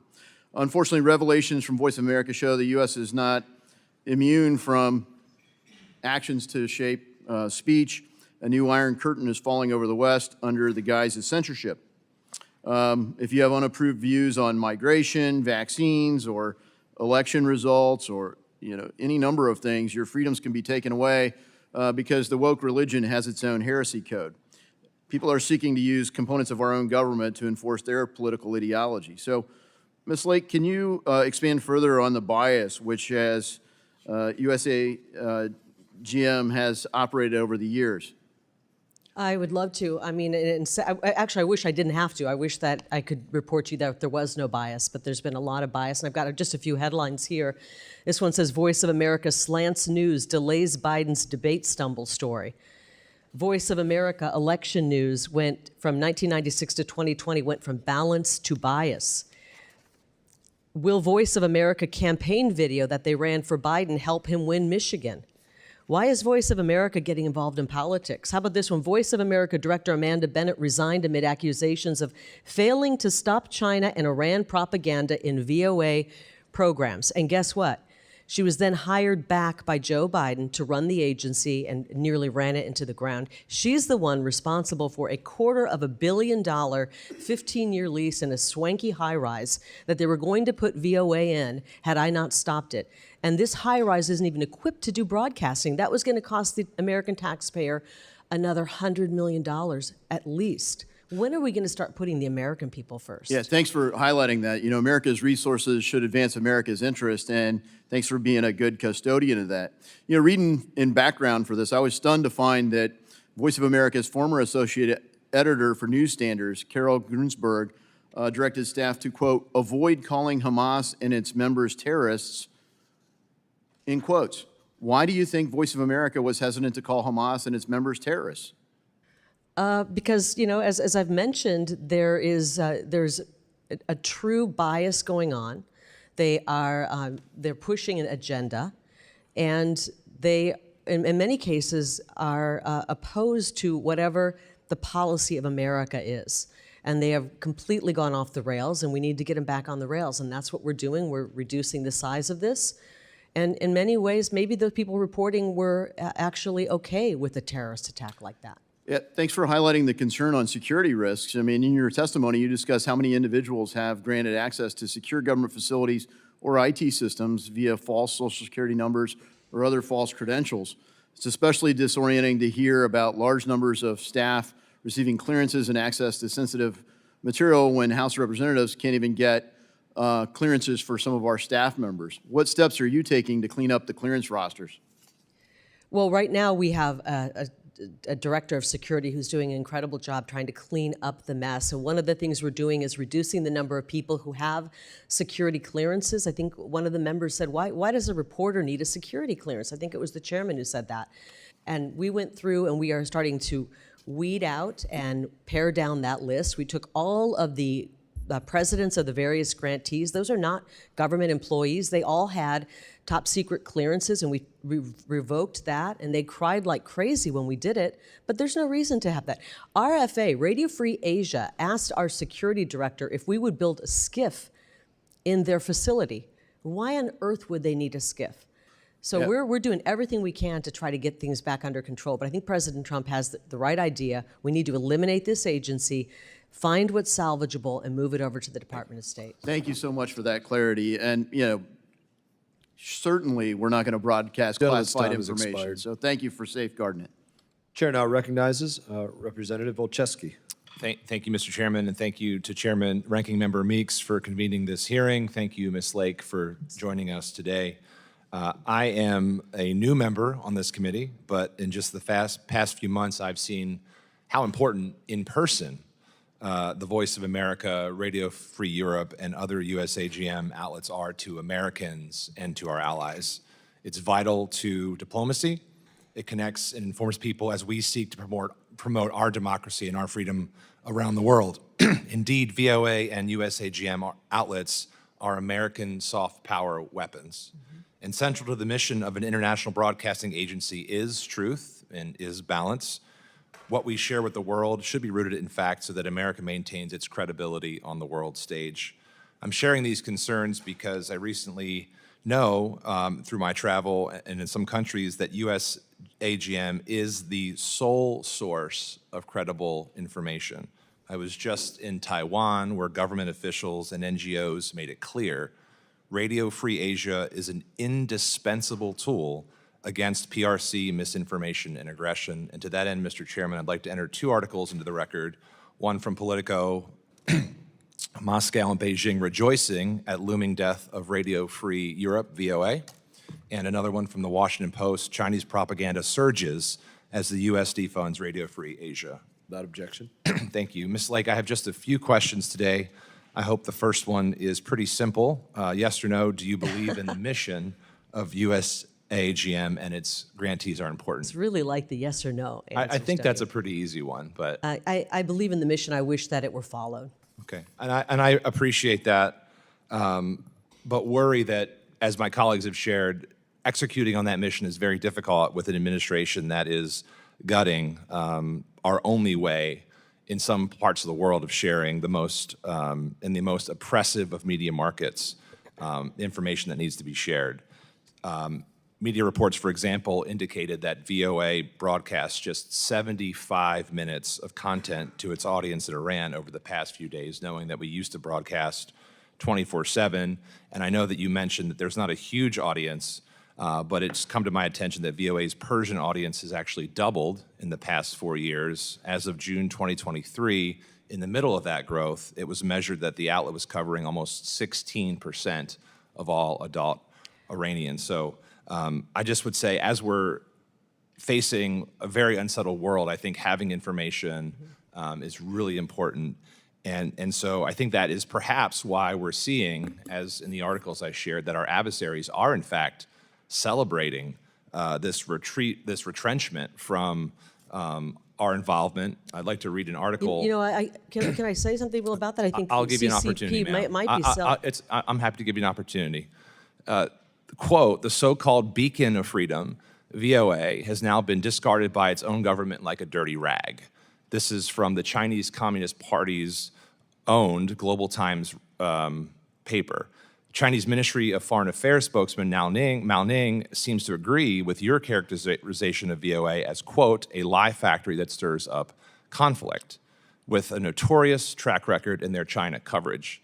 I guess my question to you, is it concerning, or should it be concerning to us as members of this committee, that you share the same opinion as a Chinese Communist government spokesperson? The Chinese government, if they are upset about having less coverage, it's because they were in control of a lot of our coverage. The CCP, and I think you came in late, actually No, ma'am, I've been here the entire time. Oh, I'm sorry, I didn't notice. The CCP has more control over what we put out editorially than people who are management at the agency. Do you think that's okay? No, I think we should be putting out truthful information, and sometimes, and as you see here, the former and we leader- should go after that. And sometimes, but what I do, Bennett what is resigned concerning to for me failing to is stop Chinese if you, propaganda. and you've already said that your goal ultimately is to move this agency and its independence, which is truly a core pillar of journalism. As someone who is in journalism, having that independence is absolutely important. There's no other way that we're going to be a credible source to the world if other governments and other members of countries see what we're doing. I mean, first of all, we're not communicating, but when we do, they have to know that the information is real, it's authentic, and it's actually advancing American interests. I very much look forward to working with my colleagues on the committee here so that we can make sure the information is truthful, it is factual, and that it advances American interests. You have my commitment to work with you on that, Right. but we have to make sure that we're actually promoting those interests through supporting this Hopefully work. we can root out the Russian, Chinese, Iranian propaganda that has been prevalent on our airwaves at VOA, and we're going to work to do that. Chair now recognizes Representative Barr. Thank you, Mr. Chairman. Ms. Lake, I'm sorry you've had to endure these ad hominem attacks, which are clearly designed to shift focus away from the patriotic work that you're doing to honor hardworking American taxpayers, and make sure not only that you're cleaning out the corruption and, frankly, the rot within this agency, but actually advancing American national security as opposed to actively undermining it. That's right. And to my colleague who just asked you about Beijing and Beijing rejoicing, the reason why Beijing needs to be a focus of this conversation is we need to be asking the question, I think you just did, why is the Chinese Communist Party in charge of VOA? Why are they running VOA?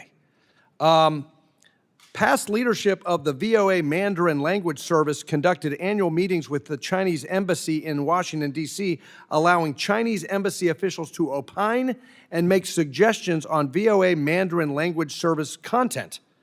Chinese Communist Party officials have also reached out to VOA hosts to convince them to be more supportive of the communist regime, and the outcomes have actually rewarded the CCP's efforts. VOA's Mandarin language service personalities have hosted events at the Chinese embassy, and one of VOA's television editors even publicly pledged his allegiance to the People's Republic of China at a Chinese embassy event. Is this correct? This Ms. is Lake? correct. This is correct. And whistleblowers in the agency and in the Mandarin service who tried to stop that were fired or got so burned out trying to stop it, they left the job. So VOA also allowed communist Vietnamese and communist Chinese embassies in Washington, D.C. to pressure them into removing videos, cutting short live interviews, or changing story angles so that the coverage was more supportive of the communist governments of Hanoi and Beijing. Is this the voice of America, or is this the voice of Beijing? Some have said it's the voice of anti-America. Yeah, so I think that your efforts to reform the agency are vital to American national security. Why are we allowing the CCP to run the VOA newsroom while the U.S. taxpayer is on the hook for this? Are any of these VOA employees who acted on behalf of the Chinese Communist Party, are they still employed? It's possible. We're working to try to figure that out. But unfortunately, when you do a reduction in force, it's called a RIF, and we are reducing the number of people who work at Voice of America. You can't, typical government fashion, you can't say, hey, we'd like to keep certain people because they are people who are performing well and doing a good job. You can't do that in the government. You just remove positions. And so we are shedding some of the positions, making the force lean and mean and ready to operate. And we can surge when a big story breaks. We can surge. We've got additional funding to do that by pulling back some of the funding from the grantees. We have about $17.3 million. So when we have to surge to cover something that's breaking, we can do that. So Dan Robinson, a 34-year veteran of VOA and a former White House correspondent, here's what he wrote. I have monitored the agency's bureaucracy along with many of its reporters and concluded that it has essentially become a hubris-filled rogue operation, often reflecting leftist bias aligned with partisan national media. It has sought to avoid accountability for violations of journalistic standards and mismanagement. We've got great examples of this, even in the Oval Office. A former VOA associate editor Carol Gruensberg directed staff to, quote, avoid calling Hamas and its members terrorists. Again, this is not the voice of America. This is the voice of America's enemies. And I thank you for trying to clean up the mess. And last question, you've heard a lot of language like a vacuum and gutting and dismantling. I want you, Ms. Lake, to clear the record once and for all in this final question. Address the hysteria from the administration's critics here and clarify what is the administration's objective here. Is it to end U.S. international broadcasting, or is the goal to reform the agency so that actually is the voice of America and not the voice against America? I believe that the goal of the administration is to reform the agency, but to eliminate, to reform our messaging, but to eliminate a corrupt agency. We don't need USAGM to get a message out, a positive pro-America message out. We can do this through other methods. Well, deep state bias is one thing, mismanagement, corruption is one thing, but when you are actively undermining American national security, this agency needs massive reform, and I thank you for leading it. Thank you. Yield back. Chair now recognizes Representative Kamlager-Dove. Thank you, Mr. Chair and Ranking Member, and thank you, Ms. Lake, for joining us today. I'm deeply concerned that what the Trump administration is doing to VOA and all of the independent broadcast networks is harming the United States and serving our adversaries. It seems like everyone is sort of saying the same thing, even though they're using different examples. So, Ms. Lake, this is an easy question. Is it your goal to advance U.S. interests or the interests of our adversaries? We want to make sure we are advancing U.S. interests. Great, thank you. And earlier, because I too have been here, a question was asked of you about Russia invading Ukraine and if Russia was an adversary. And you answered that question, but I would like it if you could just answer it again. Do you believe that Russia is one of our adversaries? Yes. Okay, thank you. I do too.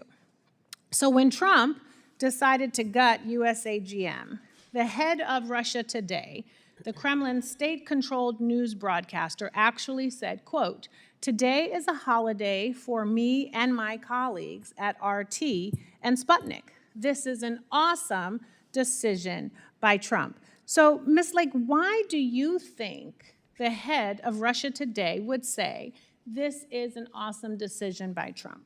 I'm really disturbed that we were spreading Russian propaganda and hiring Russian spies at Voice of America. Have you ever thought about that? Well, allegedly, there is a Russian operative in the White House Office of Personnel, but you're not asking me questions, I'm asking you questions. The question is, why do you think the head of Russia Today would say this is an awesome decision by Trump? I don't know. Okay, well, I think. Have you talked to But at least you're honest when you say you don't know. I think that the answer is obvious, and that crippling Voice of America actually allows Russia Today to spread propaganda without any opposition. And in fact, the PRC had a similar response. And in earlier lines of questioning, people suggested that the CCP was running VOA. You sort of inferred that they have more control over that VOA. Beijing was running the VOA, had people in there. So, the Global Times, a Chinese state media outlet that spreads CCP talking points, also celebrated your actions and called VOA, quote, a lie factory, pointing to their reports on human rights abuses in Xinjiang. And the Global Times also called VOA, quote, thoroughly biased propaganda poison. I feel like I have also heard that phrase used by members from across the aisle, my colleagues. And that line also could have been pulled right out of your opening statement. So, Ms. Lake, do you think that VOA's reporting on China's genocide against the Uyghurs is a lie?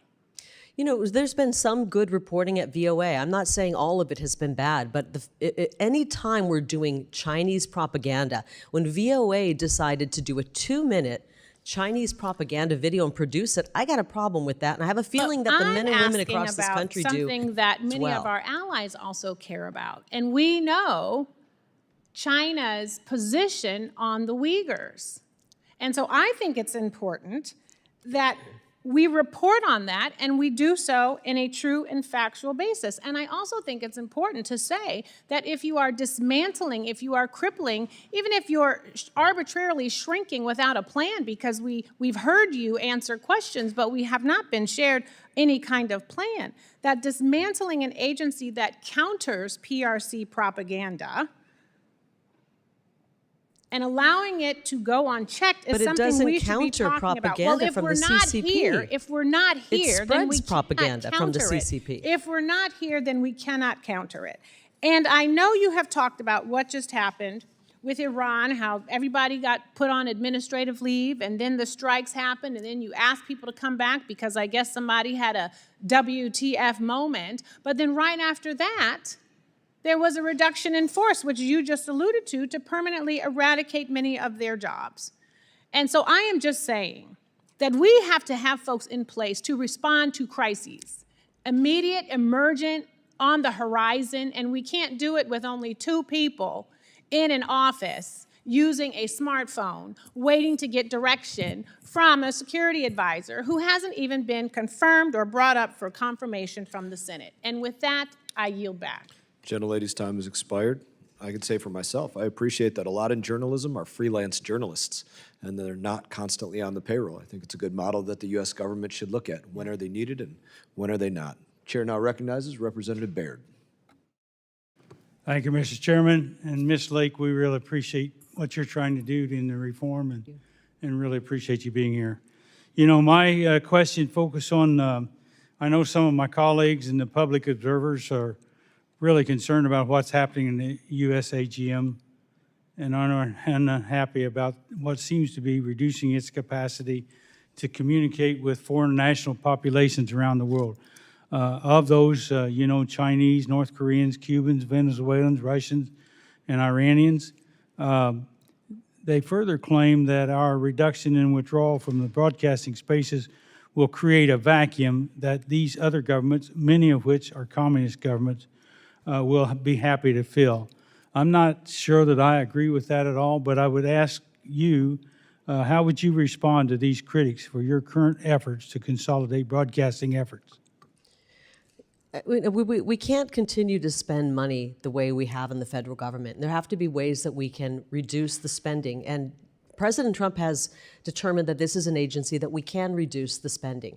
We don't need to be broadcasting in all of these languages. We need to be more nimble and focus on areas where the U.S. government and where the United States needs to get a message out to people. And I think we can do a better job at it when we're nimble and smaller. And we have proof of that because our Persian team that came to work when the bombs dropped on Saturday and the president did his address. We sprung into action, we got the message out, and they said, in a way, it was easier to do that because it wasn't such a big group. I understand that, and that makes it more nimble, and you said that in earlier comments, and so that's very much appreciated. So do you think the United States needs to fund the international broadcasting operations into all of these and other countries in order to influence those populations? Do you think we have the ability to influence populations, and getting that information to those populations is worthwhile? I think we have the ability. Information can be used to influence people in many different forms, whether it be through social media, and governments are doing this. They're seeding narratives on social media. It's how things are done. China's doing it, Russia's doing it, America's doing it. The question is, do we need to spend the money that we are spending? Do we need to spend nearly $1 billion?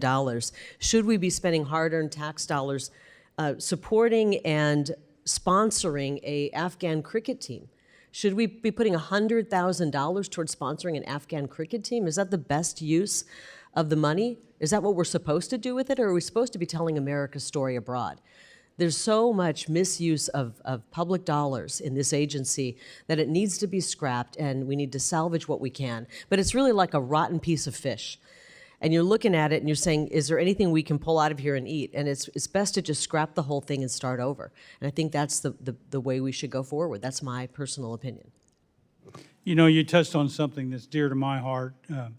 I never forget in the actions that I take here that someone back home is working hard to pay the taxes, to put the light bill on, and to make sure we have an office like this. And then we need to have the responsibility to oversight to make sure those dollars that are going to other countries and other places are being used efficiently and effectively. And so I really admire your approach to that. One last question. What do you really think? You know, I've heard you mention social media and some of these other aspects. What do you think is our best way forward? Do we focus more on social media, or do we, how's our best way forward for trying to communicate you know, different countries have different ways and different access to different things, but social media is becoming stronger all the time. So what's your opinion of that situation? I think we have to move further away from, like I said, doing 1990s style television. I mean, you know, you look at President Trump communicates with the world with a simple tweet. And it's very effective, and hundreds of millions of people hear what he has to say. Joe Rogan, a one-man show, reaches hundreds of millions of people. We don't need thousands of people to tell America's story. People are telling America's story on social media. We can do it, as I said, in a more nimble way and focus on ways that we're telling it appropriately. And right now, as I said, the pro-Iranian regime coverage that's come out of this, the pro-CCP coverage that's come out of Voice of America. This thing has gotten very rotten, and we've had pro-Russian coverage coming out. We've hired Russian spies. Radio Free Europe nearly hired 20 Russian spies. If not for being tipped off, they would have had 20 Russian spies working in that outlet. And God only knows what kind of damage they could have done. These things are a waste of money. They're spending money like there's no tomorrow.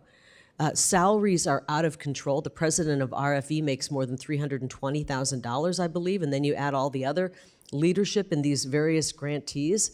This is a hard-earned taxpayer dollar. And I think about the people who are working hard and barely make ends meet. I think about the overnight truck driver who's doing the overnight shift. I think about the teacher who's working hard and barely has time to come home and spend time with their own kids. I think about the farmer in Iowa who's working long hours and having to pay the government tax dollars. And it's going toward, for God's sakes, a cricket team in Afghanistan, and it's going to hire spies. This is outrageous, and it's got to stop. And thank God for President Trump for having the courage to say— My time's up, and so I'll yield back. Chair now recognizes Representative Almo. Thank you, Mr. Chairman. Thank you, Ms. Lake, for being here. Since its founding to counter Nazi propaganda during World War II, Voice of America has been a beacon of free information in repressive countries. Voice of America's parent agency, the U.S. Agency for Global Media, or USAGM, has provided access to the free press and information in over 50 languages around the world through radio, television, and internet programs. These programs, as you know, are often the only reliable news sources free from malign government, foreign government influence. The programs promote free thought, democratic values, and American credibility while countering authoritarian propaganda and disinformation. However, under your leadership, Ms. Lake, USAGM has been shattered. At the direction of President Trump, you cut programs, slashed funding, and tried to shutter our global news network. Now journalists are in increased danger, and reliable news is no longer accessible for millions around the world. The editor of the Russian state media network, Russia Today, celebrated your work to close Radio Free Europe, another USAGM subsidiary, saying, quote, "We couldn't shut them down, unfortunately, but America did it so itself." If our adversaries are cheering this decision, why make it in the first place? Why, after decades of successful work and experts celebrating the effectiveness of these programs, would you end them? Why would you side with our adversaries who spread disinformation by removing respected programs that counter their propaganda?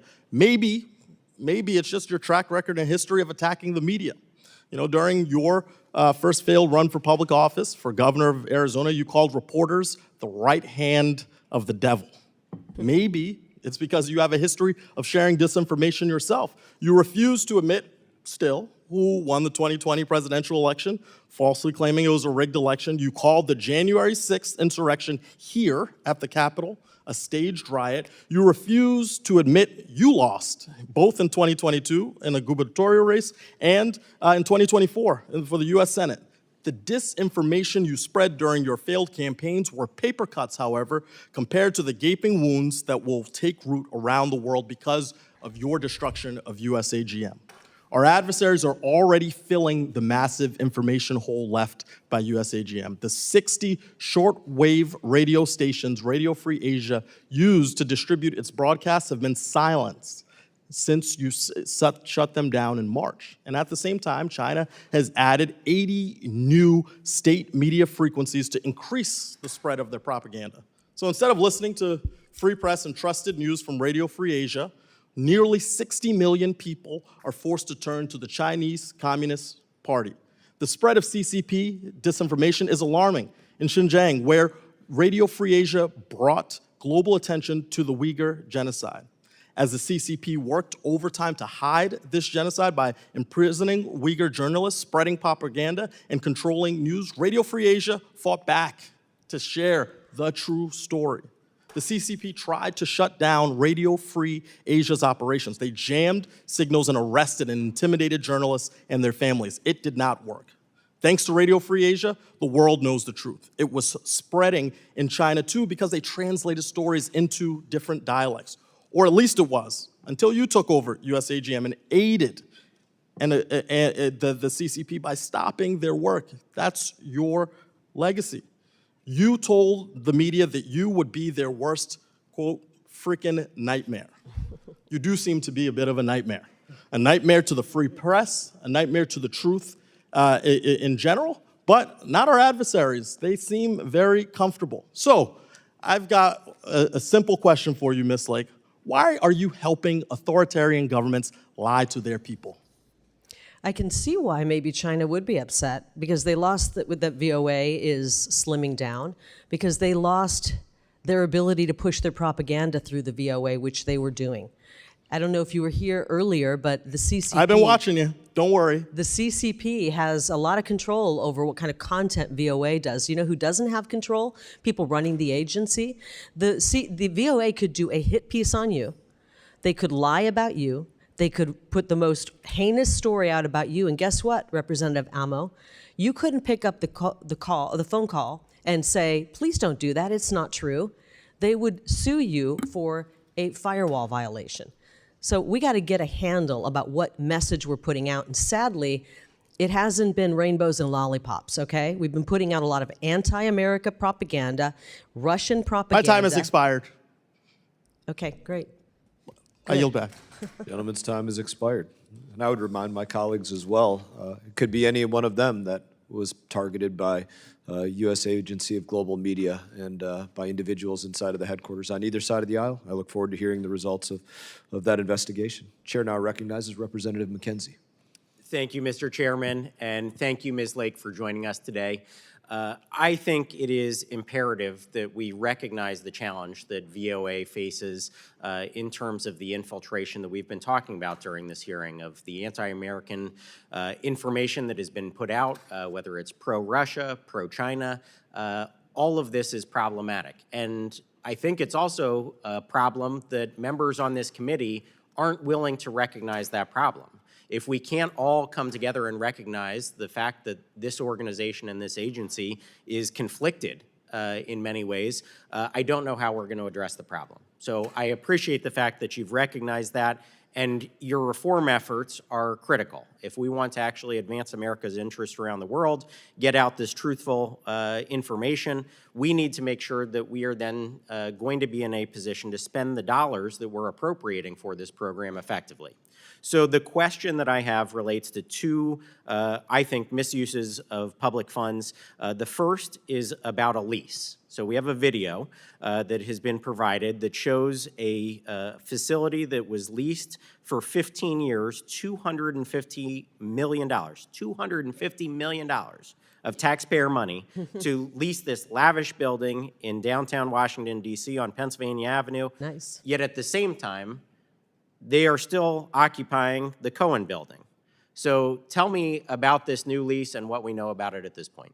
Well, their plan was to take this operation and move it into this building, a $250 million boondoggle that Amanda Bennett, the former CEO under Joe Biden's administration, the former CEO of USAGM, signed in this lease right before, in the fall, right before the election, to make the American taxpayers pay for this gorgeous facility. Have you ever seen a federal facility this beautiful, by the way? And there you go. You've got waterfalls, you've got Italian marble, glass, and they were going to move everybody over into this building. One slight problem, it's not set up or equipped to do any broadcasting, and this is a broadcasting agency. So we canceled that. We canceled that and tore up the lease and said we're not going to pay for that lease. Thank you for doing that, because that is just a shocking misuse of federal funds. And if we do want to actually carry out the good work that VOA possibly could do, we need to make sure that American tax dollars are being spent appropriately and not on wasteful leases like this one. So appreciate your effort to cancel that lease. The second thing that I would like to talk about is relating to some really egregious settlements that were carried out previously for former employees of the agency. And you referenced it in your opening testimony.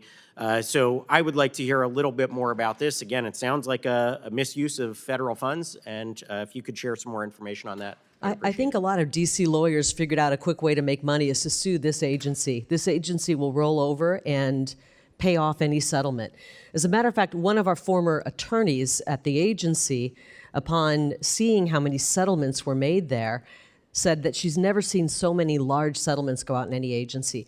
I have in this binder 19 settlements. We only picked the big ones, over $250,000 settlements. 19 $250,000 settlements were made out of the USAGM in the last 5 years. A couple of them were for folks, a man named David Kligerman, who used to work for the agency. Now he works, I believe, over at Middle East Broadcasting. He left the agency after the McGuire-Woods report came out showing misspending, abuse of the agency, abuse of the federal tax dollar.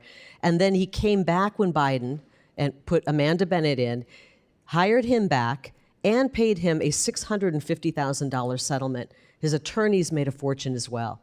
I think they figured out that they've got a compliant legal office at USAGM that will settle anything. All you got to do is sue the agency, and they'll throw tons of money your way. And that's another way they've pilfered tax dollars of the American people. Well, I appreciate your work to highlight the waste and misuse from the last administration. When our country is trillions of dollars in debt, running multi-trillion-dollar deficits every single year, we have to be good stewards of taxpayer dollars. It's finally time to do that. I'm glad this administration is taking on that effort, attacking waste and abuse of federal funds like I just talked about here. And if we actually want to get back to the mission of promoting American interests around the world, we need to do that with the tax dollars that we have available. And so these reform efforts that we're talking about today are so critically important. And I, again, want to thank you for our efforts and work with you hand in hand as we actually get back to the critical missions that this agency could provide for America and American interests around the world.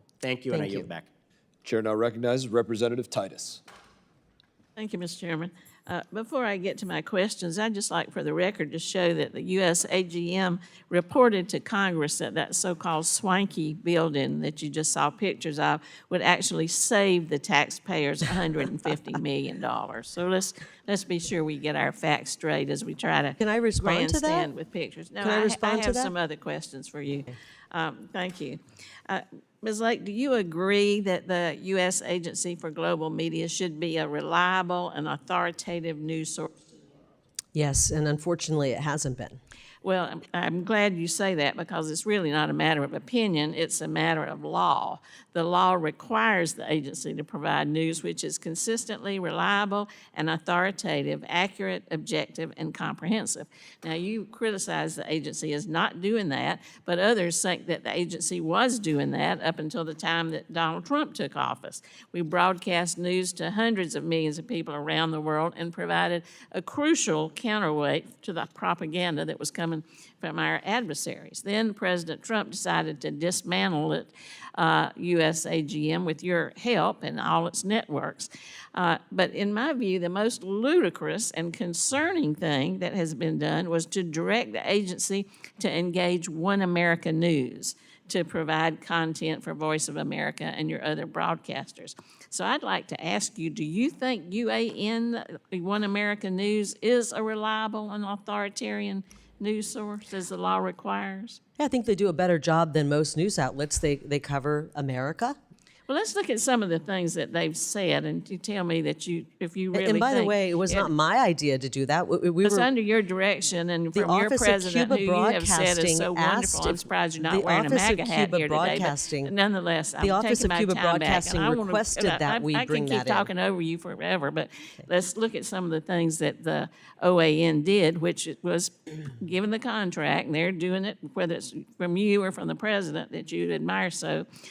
They said the leadership there told its reporters to, and I'm quoting, minimize coverage of Russian aggression. Now, do you think that's reliable and authoritative and better than other news agencies to minimize coverage of Russian aggression? I'm not making the rundown of what airs on One America's Voice, but they have to cover, or One American News rather, they have to cover what is of interest to them and to their viewers. But they're the ones who now have the contract to put out the news to all these different agencies that are under your direction. Shouldn't you be aware of what kind of news they're putting out? I don't tell them what to put on the air at Voice of America because of an editorial firewall. Apparently, the CCP has more say in what goes over the air Oh, I think at that's Voice being a of little America. ridiculous. I don't think China's over here telling OAN what they can cover. I don't think talk China to some of told the them whistleblowers to who worked minimize at- their coverage of Russian Talk to aggression. some of the Here's something else. whistleblowers. Let me ask you if you think this is a good coverage. Their programming for the agency, they were told also minimize coverage of the Pope because he has been making comments about climate change and advocating action. You think that's good coverage, not to cover the Pope? You think that's reliable and authoritative? It's not my decision on what is airing You're on in OAN. charge. You're in charge. I'm not in charge of You got the OAN. contract with these people, so it seems like it's your decision. Here's something else. The reports say that OAN instructed its employees to report only on good polls for Donald Trump. Only on good polls, and they perpetuated the lie that Donald Trump won the 2020 election. That's the news know that what? we're They putting were one out of the to the only rest of the outlets world that- under your leadership. They were Tell one of the them- only outlets that had the courage to cover elections. Oh, please, please. That you're going to say we're going to only cover good polls for Trump and still continue to say that the 2020 election was rigged, and that's the news we're putting out to the rest of the world, and that's the ones who have the contract. Let me see with if I you. can pull the phone number for the person who runs OAN, and you can have a Well, conversation I would hope about you the have content. the phone number. You're the one I'm who's worried entered about the into content on contracts with Voice them. of America If you're worried about the content, that has then been why aren't you supportive worried of our about what these adversaries. people are saying? They're supposed to be under the law, authoritative, and reliable. And now suddenly, after knowing all these details about the number of spies and what the Chinese are doing, you don't know what OAN is doing, and that's the ones you have the contract with. I find that either We don't have a contract with them. We have an agreement if we want to, if we want to air their... an agreement. And I can't believe that. I can't believe you know everything about all these other agreements, but not about the one that's doing the news for us, that's supposed to be reliable and can't cover the Pope, can't cover Russian aggression, which would mean Ukraine, can't cover that the election was legitimate, can't cover any negative polls for the president. Congresswoman? I'm This shocked. is just I one yield back. I option yield for- back. It's the best news I've heard all day. Gentlelady's time has expired. Chair now recognizes Representative Burchett. Thank you, Mr. Chairman. Thank you, ma'am, for being here. I think what you're seeing on display here today is the far left is sacrificing their moderate, a lot of their moderate members just to protect themselves. I think they're more important to stay in their corrupt little cocoon of power than to do what's right for this country. And I want to thank you, ma'am, for the work you've done. I noticed you were talking about real estate. I didn't have it in my notes, but I remembered in another hearing that we had in an empty building that we were renting out that Chairman Green had us, Marjorie Taylor Greene had us in the Doge subcommittee that I asked a question about do members of Congress own real estate that's being rented to the federal government, and the answer was yes. And if we had legitimate media in this country, that would have been a 60-minute story. That would have been something that would have been done over and over again. And it's clearly, and they're stealing from all of us, the left, the right, the middle, everyone. And you clearly have a record of going after political hacks, and I salute you for that, ma'am. This town is full of them. Yes, ma'am, it is. And I'm from Tennessee, and we're sick and tired of paying for this garbage, and I want to thank you. Is the U.S. Agency of Global Media absolutely necessary to the function of the United States? No. Okay. To think that we're putting out some radio show in the land of computers and internet, to me, is very antiquated. We might as well be riding a Model T down the middle of the street. Maybe it looks good and it brings back old memories, but dadgum, it's not very efficient. And I see you're more of a It's a relic. It's a yes, relic. ma'am, it is. It's a Cold War relic. And I'll ask you another question, a little more direct. There's a lady named Satara Siege. Does she work for the U.S. Agency for Global Media? Do you know? I don't believe she works there anymore. Okay, because in 2017, Ms. Siege was fired from the Voice of America, Persian news network, for lying on her resume, providing federal contracts to her friends, and using tax dollars for personal travel. In 2021, about 8 hours after Biden was sworn in, Ms. Siege was given a job right back at the U.S. Agency for Global Media. And during the last Congress, she and others at the U.S. Agency for Global Media actively worked to discredit a report from the committee by then Chairman McCall, which detailed her actions and included whistleblower complaints stating she and others threatened subordinates at work. Are you aware of any other cases similar to Ms. Siege, ma'am? Yes, a lot of the people that were implicated in that report, the McGuire-Woods report, who pilfered the American taxpayers' dollars and ran a very corrupt agency and were dismissed or left, then came back. And some of them are still holding positions, making hundreds of thousands of dollars at our grantees. This is why we're trying to do an audit of the grantees to find out where the money is going. Nearly $400 million, the hard-earned taxpayer dollars of hardworking American people are going to these grantees, and they've stonewalled us from getting any information until the 11th hour. Finally, last night, knowing I would be sitting here, they finally agreed to say, oh, we'll let you look at our books now. It's a joke, what's going on. And the joke is going to end, and we're going to bring some accountability to this agency because the people of this country are sick and tired of the crap going on in Washington, D.C. They're sick and tired of their money being spent in a way where it's not only being wasted, but where we're putting out Russian propaganda, where we're putting out CCP propaganda on Voice of America. This is a boondoggle, and it's an assault on the American people. If I ever write a book, the title of it will be Compromised, because that's what this dadgum town is, ma'am. It is crooked as a dog's leg, and I'm glad you're doing something about it. Do you agree anyone who acts like Ms. Siege should be shown the door? Absolutely, and we are showing people the door. And I thank you for that. I come from a family of strong women. My mama flew an airplane during the Second World War. My little girl is, I got her a little late. I married her mama. She was a widow and adopted her. And she is a strong young lady. Shares her birthday with the president, just turned 18. And I hope one day she aspires to kick the hornet's nest like you've just done, ma'am, because it's a pleasure to have you where you're at, and thank you so much. And I appreciate you having to put up with all this crazy nonsense, but we got a country to save, and I hope you keep doing it. That's right. That's right. Thank you, ma'am. And you know, they've sued us. They've tried to stop us. They want to stop President Trump from making America great again. These same people who refuse to stand up and cheer for a 13-year-old boy who's battling cancer. These same people who stood on the floor of Congress and waved the Ukrainian flag after pouring $60 billion more into a war to kill more people when they wouldn't put a penny on our border. And they let our country be overrun with criminals coming into our country who are raping and killing young people and taking their lives. And now they want to try to fight President Trump every day and stop him from deporting people who came here illegally. And they want to continue running Chinese propaganda at Voice of America. I thank your mother for being a hero, for being a veteran.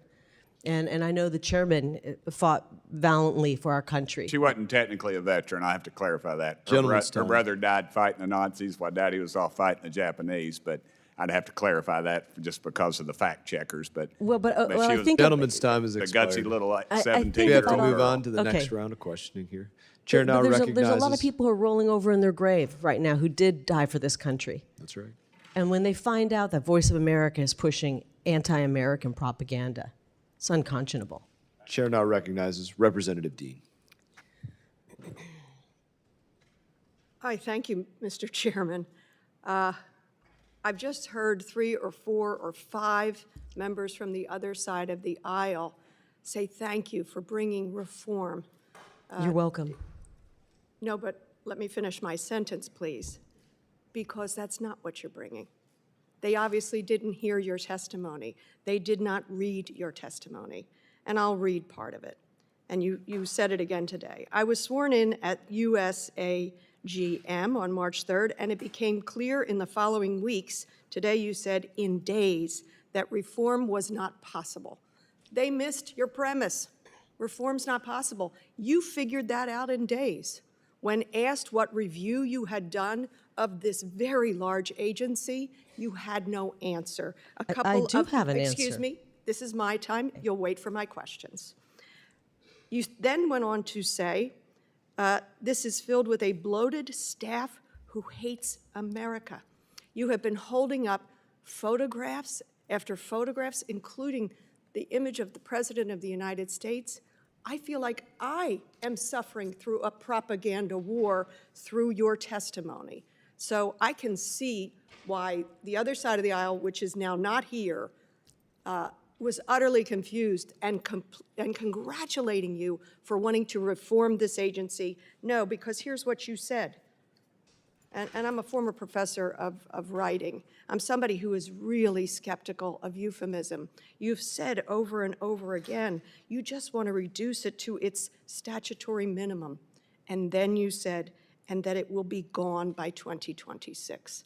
You want it gone. The president wants it gone by 2026. I ask unanimous consent to enter onto the record this article: Moscow and Beijing rejoice at the looming death of Radio Free Europe, VOA. I ask unanimous consent. Thank you. Thank you, Chair. No, that is not for you to speak to. That's what we do here. This article: Chinese propaganda surges as the U.S. defunds Radio Asia. I ask unanimous consent. Our adversaries are delighted with your plan, delighted that you'll be stripping this thing out. And I'm puzzled. My question really today is for Republican members. Think of the vaunted VOA. I have had the opportunity to visit VOA and many of the journalists who have worked at VOA. It is something that this country has been very proud of. And yet in your beginning testimony, you talked about, oh my goodness, USAGM, quote, hires a large number of foreign nationals, including from countries hostile to America, and uses J-1 visas as a shadow jobs and backdoor immigration program. Number one, again, propaganda, misinformation, J-1 visas are non-immigrant visas. Number two, and this is just a question of logic and basic understanding. Think about it. Many of the journalists who report through these supported networks are native to the countries in which it is critical to transmit accurate, factual, and legal, linguistically fluent information.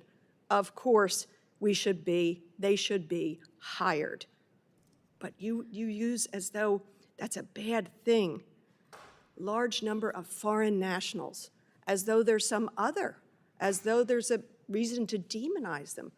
Foreign national journalists who actually understand what's going on. We should hire American. You know what? Voice of America is not only about talking about America, it's about reporting on the world. And millions of people for decades have relied upon it. So for those of you who think this was about reform, it's not. It's about shutting down media. If you really wanted to reform it, if you really thought there were places to change, and I'm sure there are places to improve, then you would have spent more than a few days and come to a more serious conclusion. That's my worry about you in this position. You're just not serious about it. You are a propaganda machine for the Trump administration. It is an incompetent review that you have completed. Well, actually, you didn't complete it. It sounds like you never even started it. You didn't interview anybody. You've never run an agency like this. You're a former journalist, apparently, allegedly. Although I don't trust your journalistic integrity when you hold up a single picture of a newsroom at a single moment in time and think that reveals anything. It reveals nothing. It's evidence of nothing. I don't know if they all just went to lunch. Who knows what that's a picture of? Have you ever Your worked in a journalistic newsroom? integrity, I've been to many newsrooms. Your journalistic integrity is shot. My son has an expression that he taught me years ago, that trust and credibility is gained in drops and poured out in buckets. Sadly, you have poured out that trust and credibility over years. But I see why Mr. Trump put you in this position. He doesn't want a free press. He doesn't want Americans, soldiers across this globe hearing the facts of what's going on. He doesn't want our adversaries to actually know what's going on. Look at what we're up to today.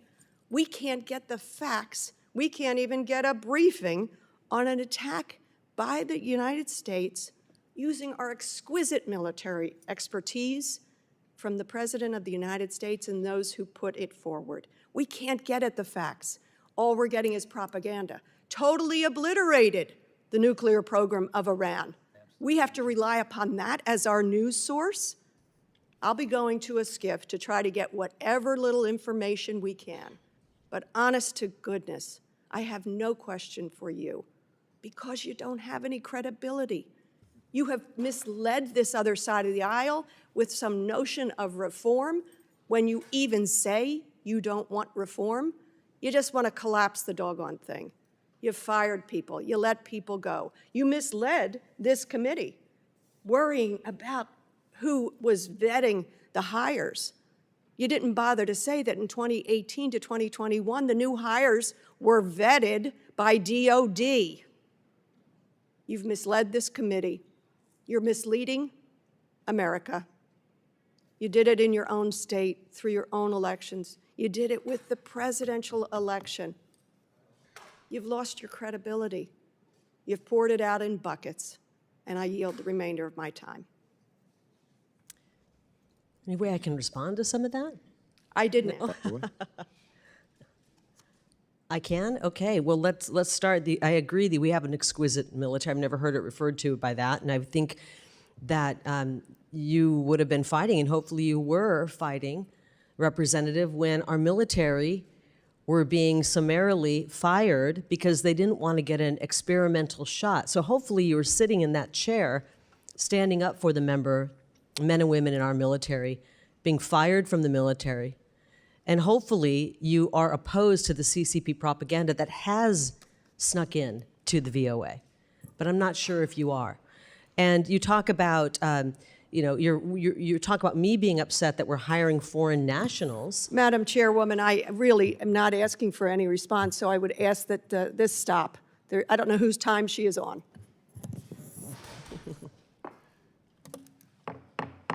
Thank you very much. I now recognize myself to ask questions, and I want to thank the committee chairman, Mast, and ranking member of this committee for holding today's hearing. And I want to thank you, Ms. Lake, for joining us today as we work to reform USAGM to its intended purpose as a national security tool. And I know some of my colleagues have already mentioned this as well, but these past few days, the world has been watching the Israel-Iran conflict. And as Iranian audiences are desperate for critical information, the digital content from VOA's Radio Farda has surged with noteworthy spikes in viewership. Meanwhile, North Korea's state-run newspaper, the Nodong Shinmun, condemned the United States for the recent U.S. strike on Iran's nuclear facilities.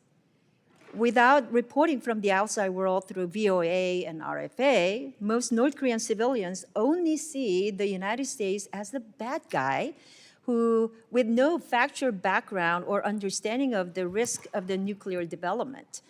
So I worry about the US government's ability to win in the information domain during the next crisis, which could be just around the corner.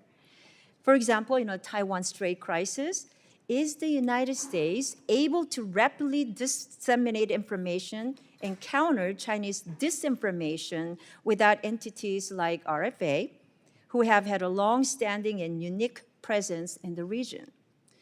I acknowledge that we need accountability and transparency within USAGM and among the grantee organizations, but we need to accomplish this with measured congressional review and reform that does not unintentionally cede ground to our adversaries. So let me ask you first line of questioning related to the retaining the critical functions of VOA. With the recent events in the Middle East, we saw a last-minute scramble to bring back VOA Farsi-speaking staff who are on administrative leave. Meanwhile, dramatic cuts to RFE, RL, Radio Liberty have crippled the Persian language service to Radio Farda. the USAGM reorganization terminated over 1,400 positions at Voice of America and spurred massive layoffs at the grantee organizations. So did you and your team have any concerns about how these terminations would severely limit the U.S. government's ability to support the flow of accurate information abroad? Could you explain why or why not? I don't think it will limit our ability to tell America's story abroad. And we are doing that. And you said scrambled to bring people in. I wouldn't say scramble. I think when breaking news happens, if you've been in a newsroom, you get, you could call it scrambling if you choose, but basically when breaking news happens, it's all hands on deck. And these professionals came back in and they're still with us and they're still employed. And they got to work as you do in a newsroom, especially when news happens and it's not at their normal time where they would normally be in. You come into the newsroom and you cover the story, and that's what we're gonna do. We can do it with a smaller staff. This newsroom should have been downsized a long time ago, but because it's the federal government and they don't believe in downsizing at all, it hasn't happened.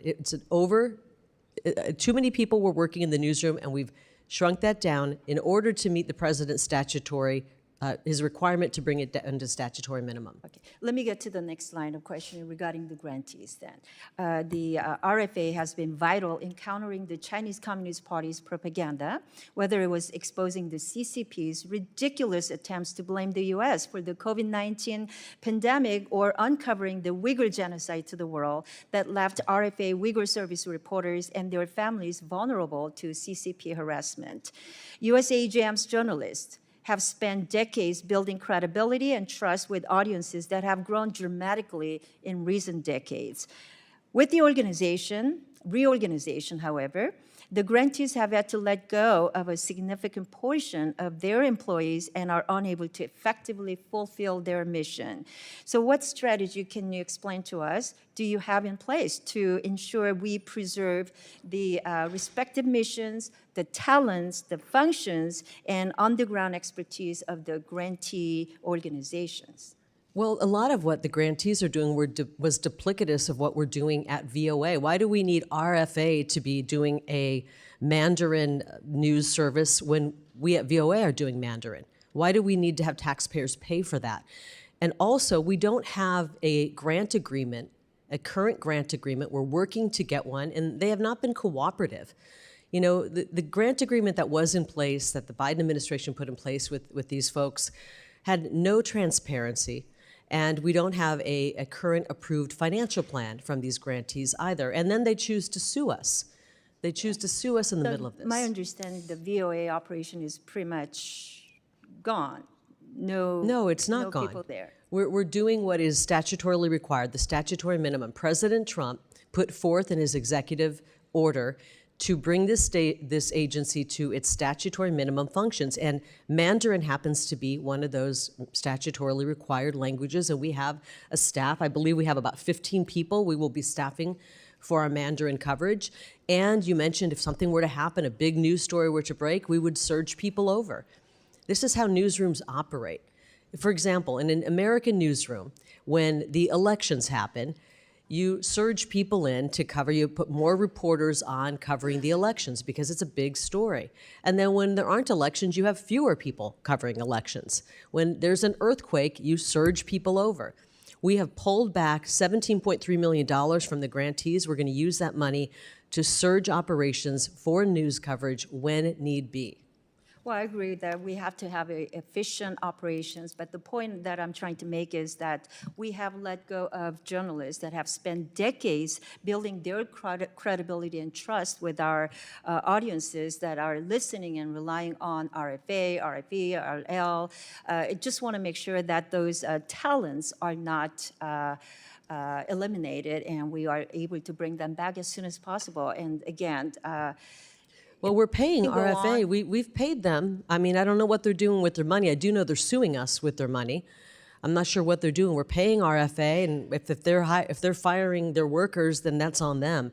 But this agency spends $950 million. $400 million is going to these grantees, and we paid them. In the interest of time, I know we're way over time. I do want to recognize Mr. Johnson, Rep. Johnson from Texas. Ms. Johnston, I'm sorry. Thank you so much, Madam Chairman. I appreciate the opportunity, Ms. Lake. Hi. So I want to address a couple things that was just recently said. Representative Burchett was trying to imply with his questioning of you that it's just Voice of America is a relic. I just looked it up, and 354 million people listen to it every week. So I would hardly qualify or classify that as a relic. Those are government numbers, and I so- don't trust those numbers. Well, that's a sad state of affairs when you don't trust the government that you're representing and that you're working for and an agency that you're in charge of. That's a pathetic statement to tell the American people that you don't trust the government that you're leading. So next, American this is people my don't time, trust ma'am. this government. This is my time. And so, and Representative Kim, I share your concerns. I was comforted to hear that she expressed concerns to you that, quote, I wrote it down, she worries about the U.S. ability to win the information war going forward. And I share that concern. I'm very concerned that we are ceding ground. In her own statement, she said that the Voice of America is vital in contradicting the CCP China propaganda, and I completely But it's concur sharing with her. CCP propaganda. So, no, we are countering their propaganda. So I have some questions. You know, I just want to make sure that I have the record correct and I have your statements correct. You have called the Voice of America anti-American propaganda, correct? And I think you're implying that today. Is that right? They have put forth propaganda from other countries. Sadly, I'm very sad about that. And you do consider Voice of America to be a biased agency, is that correct? They have been, yes. Okay. And you agree that the characterization of Voice of America's track record is unsalvageable and appalling, is that correct? Pardon me? You think that the Voice of America's track record is unsalvageable, correct?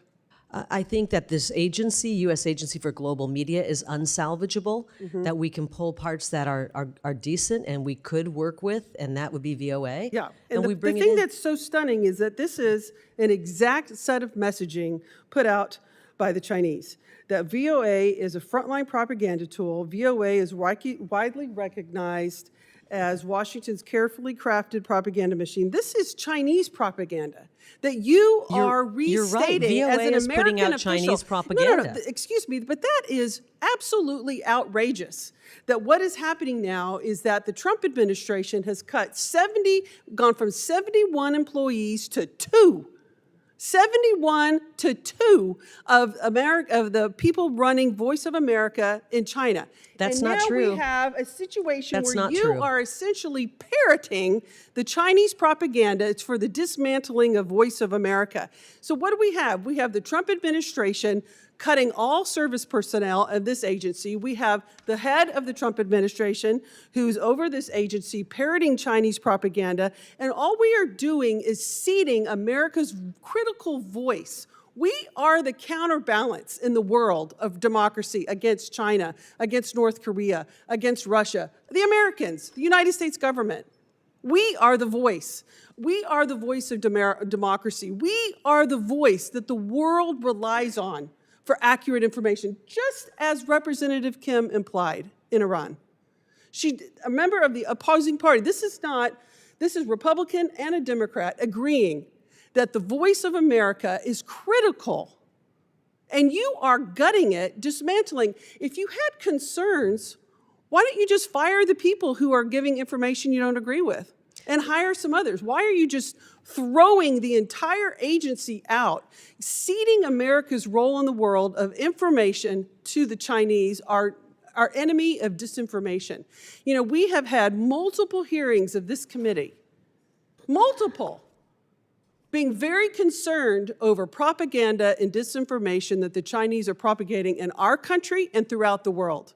And instead of stepping it up and fighting harder and bringing American might to the fight and the truth of what we believe in, we're saying, take it. You can have it all. We're just going to go away because we don't believe what we're doing anymore. And that is absolutely outrageous. We are ceding all of our soft power in the world to our adversaries because the Trump administration doesn't believe in accurate truth. And I just cannot for the life of me figure out why it is that you want to do it. It's just unconscionable to me, and unfortunately, I'm out of time. I yield back. Maybe you should run for president. Because I'm a member of Congress, and I'm very happy where I am. Thank you. Okay. Well, because the president won with an overwhelming mandate, and the president has the right to put forth an executive order, and I have the duty to effectuate that executive We have order, and I'm roles doing and that. responsibility of oversight as members of Congress, and that is exactly have a what we're doing. And responsibility I to don't the think the American president taxpayer? campaigned to cede all of American propaganda, all of American information to the Chinese. I don't think that that is exactly what he Well, we're ran on. gonna I don't stop think the that's what the Chinese American people propaganda voted from for. being aired So I on disagree Voice of with you America. completely. I can see that. I guess my time is out. So thank you. Chair now recognizes Representative Biggs. Thank you, Mr. Chairman. Mrs. Lake, thank you. I appreciate your testimony. It's become clear that one of our most urgent concerns is how our own taxpayer-funded outlets like USAGM, VOA, OCB, and their grantees appear to be churning out, spreading content that doesn't just look down on America, but actively works against our national security and vital interest. This is a betrayal, and if it's happening, it's not just problematic, but it's a deep-rooted corruption that needs to be exposed and rooted out. In light of this, I have just a few questions. Are you aware of any instances where VOA or its grantees have misled their audience or provided false information? There are a lot of cases where that has happened. I mean, if you just look at the political bias, I would say that you're misleading. I'm gonna throw one case out because people will remember this video, and it was of Robert De Niro, the actor who has really seemed to go off the deep end lately, putting out a rant against the president, and he called him all kinds of things, a dog and awful things. Said he wanted to punch him in the face. That video was played on VOA Ukraine for the audiences in Ukraine to see, to make them believe that that was the sentiment of the American people. When Joe Biden literally failed and practically fell on his face in the debate, when all of a sudden the Democrats realized, okay, we got a problem here and we're gonna have to acknowledge that Joe Biden has serious cognitive problems, VOA wouldn't even report that. They made it sound like his debate was fine. Only days later did they come in and try to make up ground. You can talk about the October 7th terrorist attack in Israel, refusing to call that a terrorist attack, refusing to call the terrorist who inflicted that kind of carnage on Israel terrorist. I could go on and on, but you look at the waste that they have perpetuated against the American people, the $850,000 spent on a New York concert. Why are we spending money that's meant for putting our American message out on a concert in New York? Why are we doing that? When I first got in, one of the first things that came across my email was a complaint that we had a cross-dressing man reporting in VOA to the Pakistan audience. Why are we putting a cross-dressing man on the air to tell America's story in Pakistan? We got to get things right. This is insane. It's completely out of control. And the chairman said, I can't remember the exact figure. I think he said the iHeartRadio has a budget of about 80 or 90 million. This is a nearly $1 billion budget, and we're putting out, in many cases, schlock, something that's unwatchable, and worse yet, that's un-American, pro-CCP, that is supporting our enemies. It's unconscionable that we would do that. I would agree with that, and so would my district. And moving on, have you encountered any situations where VOA or its grantees have promoted or reported anti-American sentiment? And I think you just touched on that briefly. And I'm happy to pull more. If you don't mind, I'd be happy to pull more examples of that, and we can submit it to you later. Okay, and just in looking at it from a different perspective, are you aware of any cases where VOA or its grantees have promoted propaganda from an adversarial nation? Yes, and I think I've made that clear today. We have CCP influence where literally folks over at the Chinese embassy are telling the folks at VOA how to cover China. That's one example. Those are very concerning. Thank you very much for your response, and I yield back. Chair now recognizes Representative. Ms. Lake, over and over and over again, Russian propagandists tell us you can't trust the VOA. They're a phony organization, they tell a lot of lies, and you are here today repeating that Russia propaganda point. Again and again and again, Chinese government agents tell their people, do not believe the voice of America. They tell lies, and you are here repeating that Chinese propaganda point. What's particularly illustrative is my colleague said, you know, you have 300 to 400 million listeners per week nationwide, worldwide, and you said you can't trust that number. It comes from the government. That number is quite consistent with the numbers issued by the Trump administration in 2017 and 2018. Everybody in this room knows that I don't trust Donald Trump. Now they know you don't trust Donald Trump. Having administered that agency for 4 years, issues numbers as to how many listeners they have, and you say don't trust them. That's because Now, excuse me, it's my time. Trump. Ms. Lake, do you know the rules here? Follow the rules. Now, you had your opening statement. This is my 5 minutes. Mr. Putin wants to weaken America. There are those in America who want to help him. Those who want to help Putin know that they can't just scuttle an American aircraft carrier. So they're trying to do something that is far more dangerous to our role in the world and our national security, and that is to scuttle our international broadcasting. Now, we have a bipartisan Armenian caucus, 2 chairs, 2 co-chairs. You have eliminated all Armenian language broadcasting.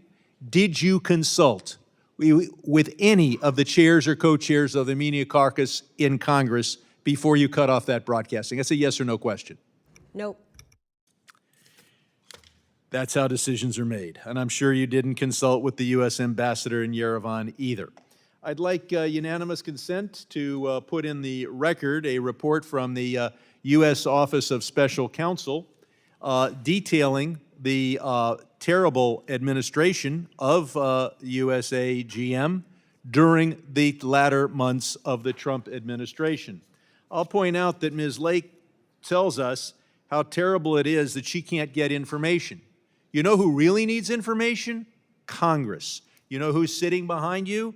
Mr. Michael Pack, the former under Trump director, same job you have, who we had to try to subpoena to come here and give Congress information, and we got stonewalled. But had we had Mr. Pack here, in your testimony, you talk about how there's waste, and we would have detailed all the waste of your Trump-appointed predecessor, and how the $1.6 million of personnel claims that you cite occurred chiefly under the Trump administration. So you're here basically saying that you don't think that we can't have international broadcasting because you can't run it. The idea that you say, well, China is telling Voice of America how to broadcast. Of course you try to interview Chinese diplomats. You interview members of Congress. That does not mean, I tell all the LA Times what they should do all the time. They tend not to listen. Every journalist is given advice by everybody in the world all the time. Now, I think Ms. Kim did a good job of illustrating the problems with closing down our broadcasting efforts. Our soft power is of critical importance, and I think Putin would be very happy. Now, as I pointed out, there are many settlements of due to law breaking and violations that you cite, and of course, they occurred back in 2020 under Mr. Pax. No wonder he refused the subpoena. No wonder he wouldn't testify here. No, I will give you credit. You're here. And you're here defending the indefensible, which is that America should be silent on the world stage. Our ability, bombs are powerful. truth is more powerful. Taking the bombs away from our military would be bad. Taking truth away from our public diplomacy efforts is worse. I yield back. I now recognize my colleague from Arizona, Congressman Hamadeh. Thank you, Chairwoman. I want to thank Chairman Bass for allowing me to wave into this committee, and Ms. Lake. It's hard to say Ms. Lake. I know you as Kari, and so does You can call everybody me in Kari. so does everybody in Arizona. And Kari, for everything you had to endure in this committee hearing, especially not just here, but what you had to endure in 2022. And I know you're a fighter for the truth. We all know what happened with our elections in 2020 and 2022 and the tentacles of the Communist Chinese Party, which has just been reported by John Solomon, and how they were trying to impact the 2020 election. I know FBI Director Kash Patel is trying to get to the bottom of it. It's scary that they've infiltrated so many aspects of our government, and especially the Voice of America. And right here in the Congress, I don't know if you knew this, but the China Daily newspaper was actually being distributed all across Congress and every single office. And I helped lead the charge to ban the China Daily newspaper from being distributed in the halls of Congress, which I'm proud of. But it concerns me that the Chinese have infiltrated the Voice of America and that they were having meetings at the embassy. Can you expand on what access did the Communist Chinese have within Voice of America? Well, they have more say, this is sad, over editorially what VOA and puts out than someone like me who's been charged with helping to oversee this agency because of an editorial firewall. Key lead management and leadership at U.S. Agency for Global Media cannot have focus in or tell the folks what they should be covering at Voice of America. Unfortunately, the CCP can. And I read this a little bit earlier, but and I don't know if I should read it again, but they're literally were attending meetings at the Chinese embassy in Washington, D.C. And this is a report that I find rather shocking, and I mentioned it. Starting in the first decade of 2000, the Chinese embassy in Washington, D.C. and the leadership of VOA's Mandarin service began an annual meeting to allow embassy officials to voice their opinions about VOA's content. They even convinced the former leadership during Biden's administration to cut short an interview. They wanted the whole thing canceled. They convinced VOA leadership to cut short an interview with a whistleblower who was critical of the CCP. And this just continues. This is an article that came out, I believe it was in March. VOA's senior executives frequently traveled to China, attending state-sponsored events and meeting with Chinese embassy officials. These meetings weren't casual diplomatic exchanges. They involved soliciting feedback on VOA's programming. Congressman Hamadeh, if VOA decided to run a hit piece on you, and it was full of lies, and they called you and told you they were going to run that, and you wanted to say, hey, let's clear this up because that's not true, this isn't true, and I suggest you don't run the story, they could sue you for a firewall violation. But yet, a CCP official can tell them how to run the news. It's very dangerous, and I know we know how corrupt some of these courts are, and I know that there is a big challenge right now trying to stop the authority that you have and trying to reform the VOA. And you got to win this battle because President Trump needs this in order to make America great again. Apparently, there are judges who want to run an agency rather than be judges. And you know, my suggestion to those judges, if they really want to run an agency, go to usajobs.gov and apply for a job. Well, we know many of them are politicians in black robes. Kari, I want to talk about after President Trump's successful strike on the Iranian nuclear facilities, he put out a post on X that had it translated his speech in Farsi. So you were able to do that with the statutory minimums within the VOA? Yes, we were. We were, and it wasn't a scramble, as many said. It was typical breaking news where you jump in when news happens. And our team, our Persian team, were able to jump in when news broke, when the bombs hit, and we were in place, ready to go when President Trump delivered his historic address. We had it broadcast on the air and digitally as well, online, and it was translated simultaneously in Farsi. Even though some people said we didn't do that, we in fact did. There's a lot of lies out there, and unfortunately people, some of the Democrats in this room believe the lies, or they know they're lies and they want to repeat them. But we were live on the air. That is, I think, what I heard from one of the members on our team, the most people saw that tweet than any other tweet that we've ever done on VOA Farsi. Incredible. Well, thank you, Ms. Lake, for being here, and thank you for always fighting for the truth. And in many ways, I wouldn't be here in Congress without your help and your support. So thank you again, Kari. Thank you. I yield back, Mr. Chairman. Gentleman yields back. I want to thank you, Ms. Lake, for your testimony today. At this point, we're going to do closing statements. I think we covered a lot of ground here today. You spoke about a number of different concerning things, from what's going on with lawfare to foreign nationals being hired and given access and not actually being vetted, to facilities being empty and not used, and individuals that have worked for our adversaries, even though they were supposed to be expressing the sentiments of America. It's sad that it was not bipartisan to bring up those issues, but only to attack you. I do want to give the minority side an opportunity to offer any closing statement, because maybe they want to bring it up now.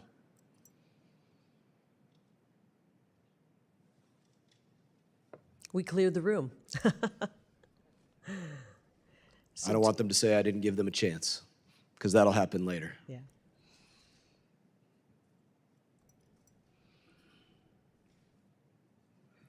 I guess the minority doesn't have anything else that they want to say.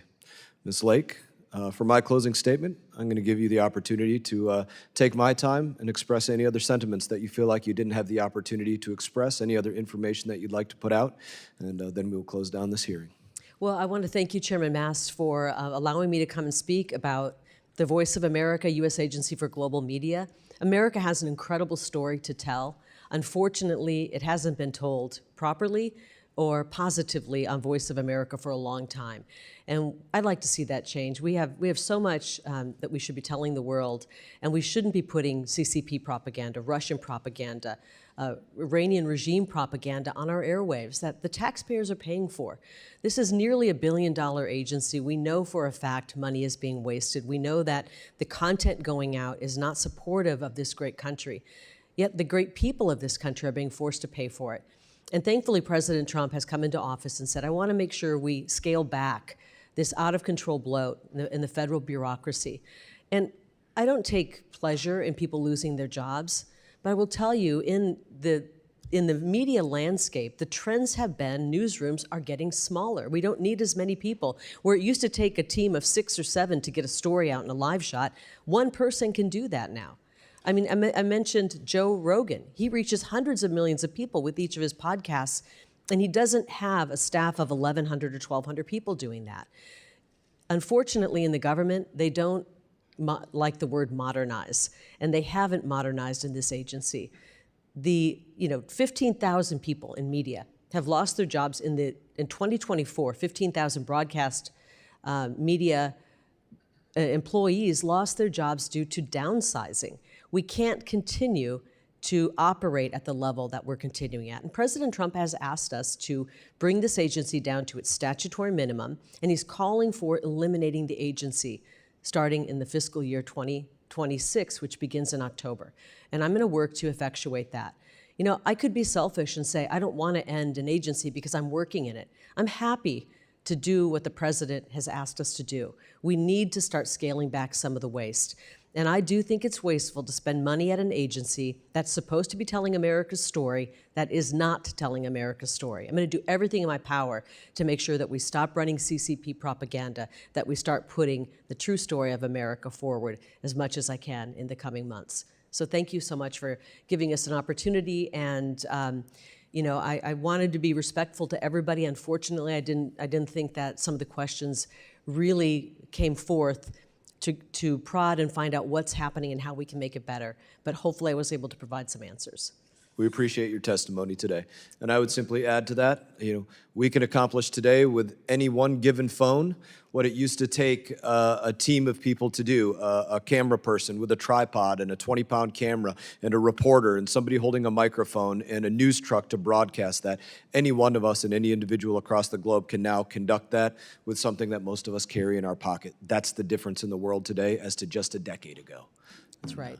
In that, I would say this, pursuant to committee rules, all members may have 5 legislative days to submit statements, questions, and extraneous materials for the record, subject to length limitations. Without objection, this committee stands adjourned.